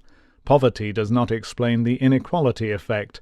No state has a poverty rate higher than 17%, but dropout rates are above 20% in 16 states, and dropping out is not confined to the poor. Standards of performance. It is often assumed that the desire to raise national standards of performance in fields such as education is quite separate from the desire to reduce educational inequalities within a society. But the truth may be almost the opposite of this. It looks as if the achievement of higher national standards of education performance may actually depend on reducing the social gradient in educational achievement in each country. Douglas Wilms, professor of education at the University of New Brunswick, Canada, has provided striking illustrations of this. In Figure 8.4, we show the relation between adult literacy scores from the International Adult Literacy Survey and their parents' level of education in Finland, Belgium, the UK, and the USA. This figure suggests that even if your parents are well educated, and so presumably of high social status, the country you live in makes some difference to your educational success. But for those lower down the social scale with less well-educated parents, it makes a very much larger difference. An important point to note looking at these 4 countries is the steepness of the social gradient, steepest in the USA and the UK where inequality is high, flatter in Finland and Belgium which are more equal. It is also clear that an important influence on the average literacy scores, on national levels of achievement, in each of these countries is the steepness of the social gradient. The USA and UK will have low average scores, pulled down across the social gradient.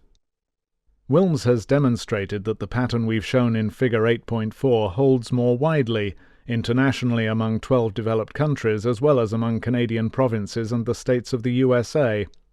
As well as the tendency towards divergence, larger differences at the bottom of the social gradient than at the top, he says, there is a strong inverse relationship between average proficiency levels and the slope of the socioeconomic gradients. Epidemiologist Arjuman Siddiqui and colleagues have also looked at social gradients in reading literacy in 15-year-olds using data from PISA 2000. They found that countries with a long history of welfare state provision did better and, like Wilms, report that countries with higher average scores have smaller social differences in reading literacy. Finland and Sweden have high average reading scores and low levels of inequality in reading scores. Greece and Portugal have low average scores and a high degree of inequality in reading literacy. Siddiqui and colleagues do, however, note some exceptions to this general pattern. New Zealand and the UK have high average reading scores, but a high degree of social inequality in reading literacy. On the other hand, Norway combines a rather mediocre average score with very little socioeconomic inequality in reading literacy. One explanation offered by these researchers is that New Zealand and the UK have a greater proportion of children who should sit the tests but do not, because they have dropped out or are truants. Educational welfare. Siddiqui and colleagues emphasize that high reading scores and low social inequalities in reading literacy are found in nations marked by stronger welfare provisions. This is a point we will return to in Chapter 12 when we look at public spending on education in relation to income inequality. But how else might income inequality affect educational outcomes? One important connection is likely to be through the impact of inequality on the quality of family life and relationships. Social inequalities in early childhood development are entrenched long before the start of formal education. We know a lot now about the importance of the early years for later development. Learning begins at birth, and the first few years of life are a critical period for brain development. This early learning can be enhanced or inhibited by the environment in which a child grows up. A nationwide study in the UK found that by the age of 3 years, children from disadvantaged backgrounds were already educationally up to a year behind children from more privileged homes. Essential for early learning is a stimulating social environment. Babies and young children need to be in caring, responsive environments. They need to be talked to, loved, and interacted with. They need opportunities to play, talk, and explore their world, and they need to be encouraged within safe limits rather than restricted in their activities or punished. All of these things are harder for parents and other caregivers to provide when they are poor or stressed or unsupported. In Chapter 4, we described how the general quality of social relationships is lower in more unequal societies, and in Chapters 5 and 6, we showed how inequality is linked to poor physical and mental health and more substance abuse. It's not a great leap, then, to think how life in a more hierarchical, mistrustful society might affect intimate domestic relationships and family life. Domestic conflict and violence, parental mental illness, poverty of time and resources will all combine to affect child development. The results of these stresses can perhaps be seen in an analysis by economists Robert Frank and Adam Levine of Cornell University.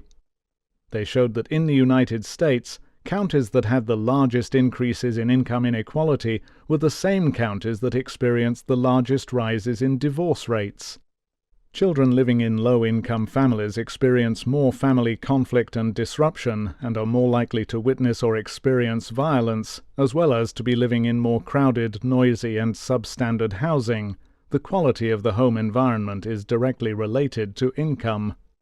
The way parents behave in response to relative poverty mediates its impact on children. There is evidence that some families are resilient to such problems, while others react with more punitive and unresponsive parenting, even to the extent of becoming neglectful or abusive. It is important, once again, to note that difficulties in family relationships and parenting are not confined to the poor. Sociologist Annette Lareau describes how parenting differs between middle-class, working-class, and poor families in America. There are key differences in the organization of daily life, the use of language, and the degree to which families are socially connected. We have found that within the UK Millennium Cohort Study, a large survey of children born in 2000 and 2001, even mothers in the second from the top social class group are more likely to report feeling incompetent as a parent or having a poor relationship with their children compared to those in the topmost group. Societies can do a lot to ameliorate the stresses on families and to support early childhood development. From the very start of life, some societies do more than others to promote a secure attachment between mother and infant through the provision of paid maternity leave for mothers who work. Using data on the duration of paid maternity leave provided by the Clearinghouse on International Developments in Child, Youth and Family Policies at Columbia University, we found that more equal countries provided longer periods of paid maternity leave. Sweden provides parental leave, which can be divided between mothers and fathers, with 80% wage replacement until the child is 18 months old. A further 3 months can be taken at a flat rate of pay, and then another 3 months of unpaid leave on top of that. Norway gives parents, again either mother or father, a year of leave at 80% wage replacement, or 42 weeks at 100%. In contrast, the USA and Australia provide no statutory entitlement to paid leave. In Australia, parents can have a year of unpaid leave, in the USA, 12 weeks. As well as allowing parental leave, societies can improve the quality of early childhood through the provision of family allowances and tax benefits, social housing, health care, programs to promote work-life balance, enforcing child support payments, and perhaps most importantly, through the provision of high-quality early childhood education. Early childhood education programs can foster physical and cognitive development, as well as social and emotional development. They can alter the long-term trajectories of children's lives, and cost-benefit analyses show that they are high-yield investments. In experiments, disadvantaged children who have received high-quality early childhood education are less likely to need remedial education, less likely to become involved in crime, and they earn more as adults. All of this adds up to a substantial return on government investments in such programs. Unequal learning opportunities. So far, we have described ways in which greater inequality may affect children's development through its impact on family life and relationships. But there is also evidence of more direct effects of inequality on children's cognitive abilities and learning. In 2004, World Bank economists Carla Hoff and Priyanka Pandey reported the results of a remarkable experiment. They took 321 high-caste and 321 low-caste 11 to 12-year-old boys from scattered rural villages in India and set them the task of solving mazes. First, the boys did the puzzles without being aware of each other's caste.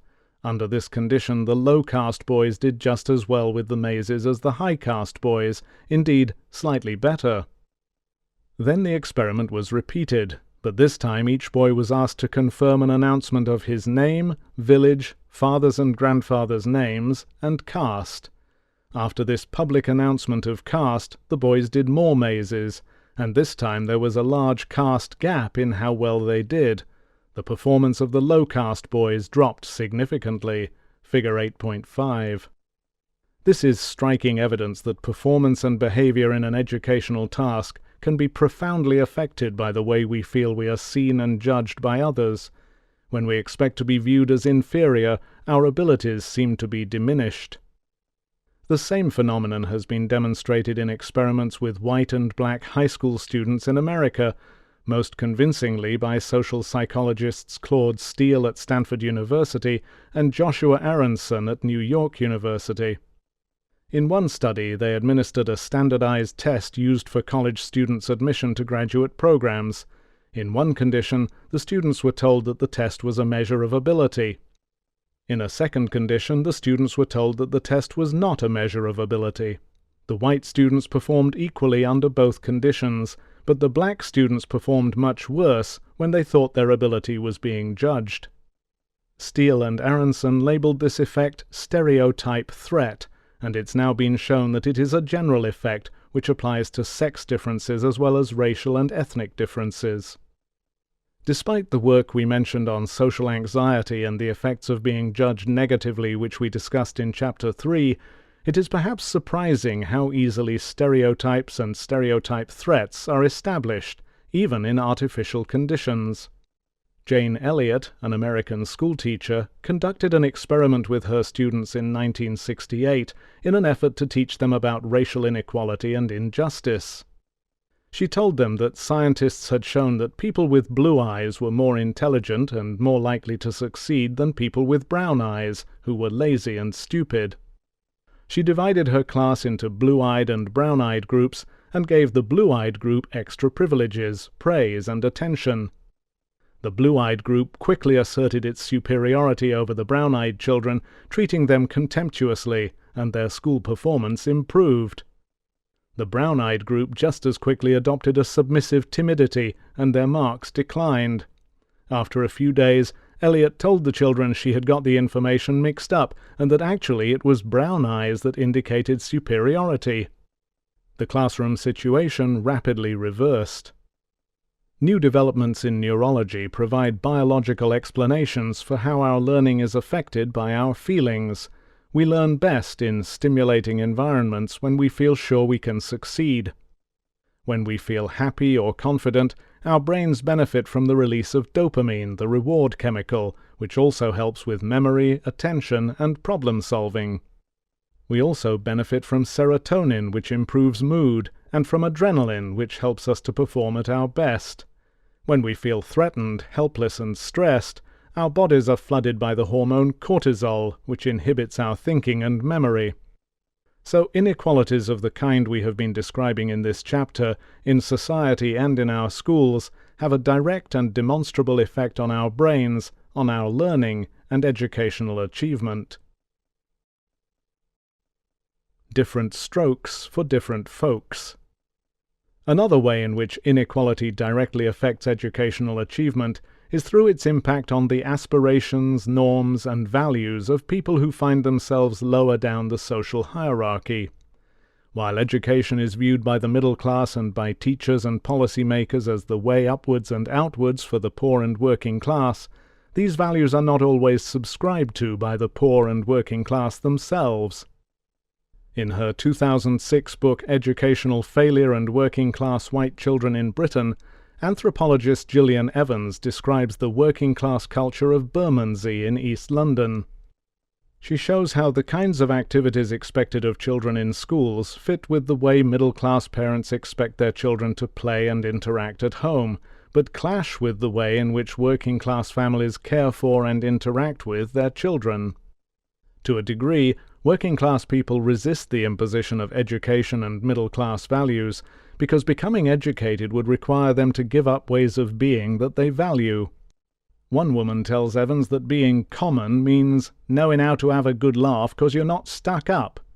The things that the women she describes like to talk about are their families, their health, work and ways to get money, housework, relationships, shopping, sex, and gossip. Talking about abstract ideas, books, and culture is seen as posh and pretentious. The children of these working-class mothers are constrained by minimal rules in their homes.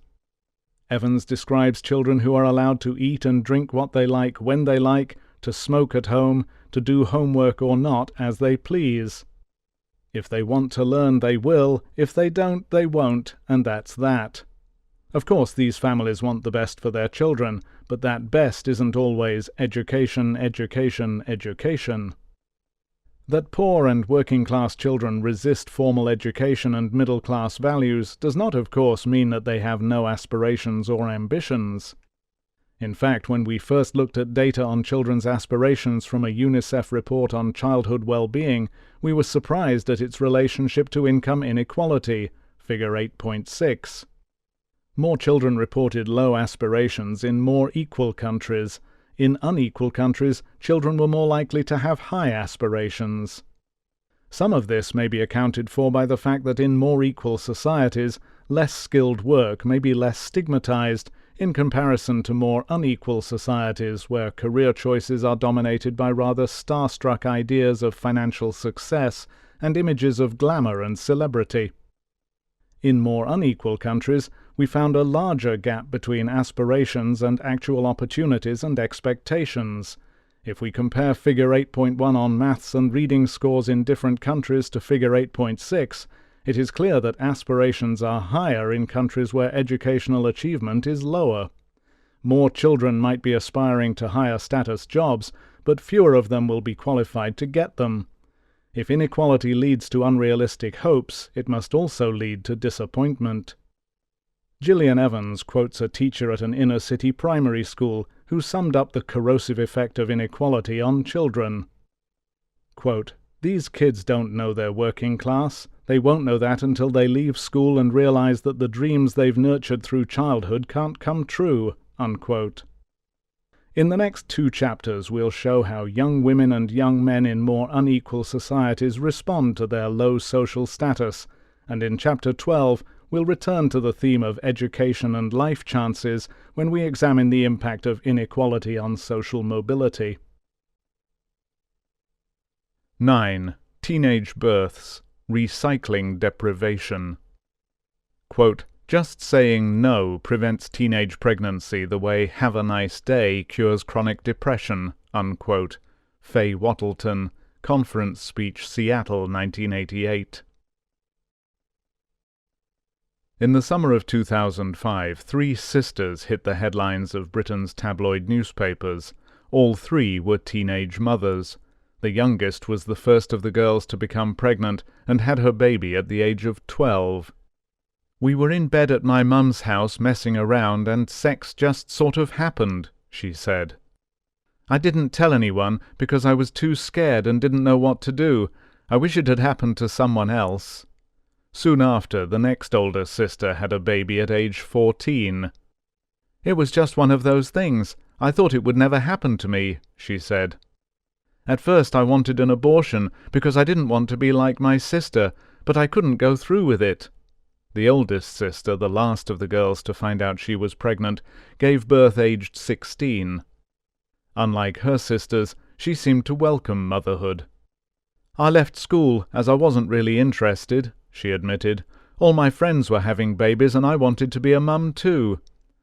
At the time their stories became news, the girls were all living at home with their mother, sharing their bedrooms with their babies, the youngest two struggling with school, and all three trying to get by on Social Security benefits. With no qualifications and no support from the fathers of their babies, their futures were bleak. Media commentators and members of the public were quick to condemn the sisters and their mother, portraying them as feckless scroungers. "Meet the kid sisters, benefit bonanza. Girls' babies are the real victims," exclaimed the newspapers. Their mother blamed the lack of sex education in school. Why it matters. The press furor brings society's fears and concerns around teenage motherhood into sharp focus. Often described as babies having babies, teenage motherhood is seen as bad for the mother, bad for the baby, and bad for society. There is no doubt that babies born to teenage mothers are more likely to have low birth weight, to be born prematurely, to be at higher risk of dying in infancy, and as they grow up, to be at greater risk of educational failure, juvenile crime, and becoming teenage parents themselves. Girls who give birth as teenagers are more likely to be poor and uneducated. But are all the bad things associated with teenage birth really caused by the age of the mother? Or are they simply a result of the cultural world in which teenage mothers give birth? This issue is hotly debated. On the one hand, some argue that teenage motherhood is not a health problem because young age is not in itself a cause of worse outcomes.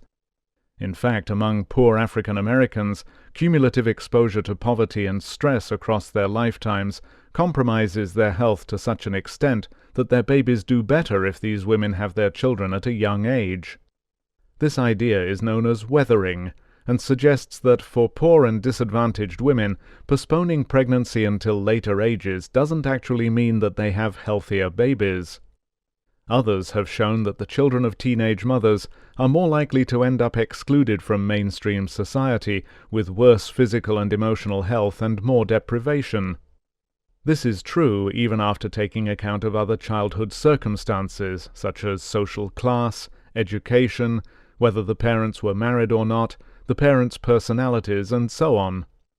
But although we can sometimes separate out the influences of maternal age and economic circumstances in research studies, in real life they often seem inextricably intertwined, and teenage motherhood is associated with an intergenerational cycle of deprivation.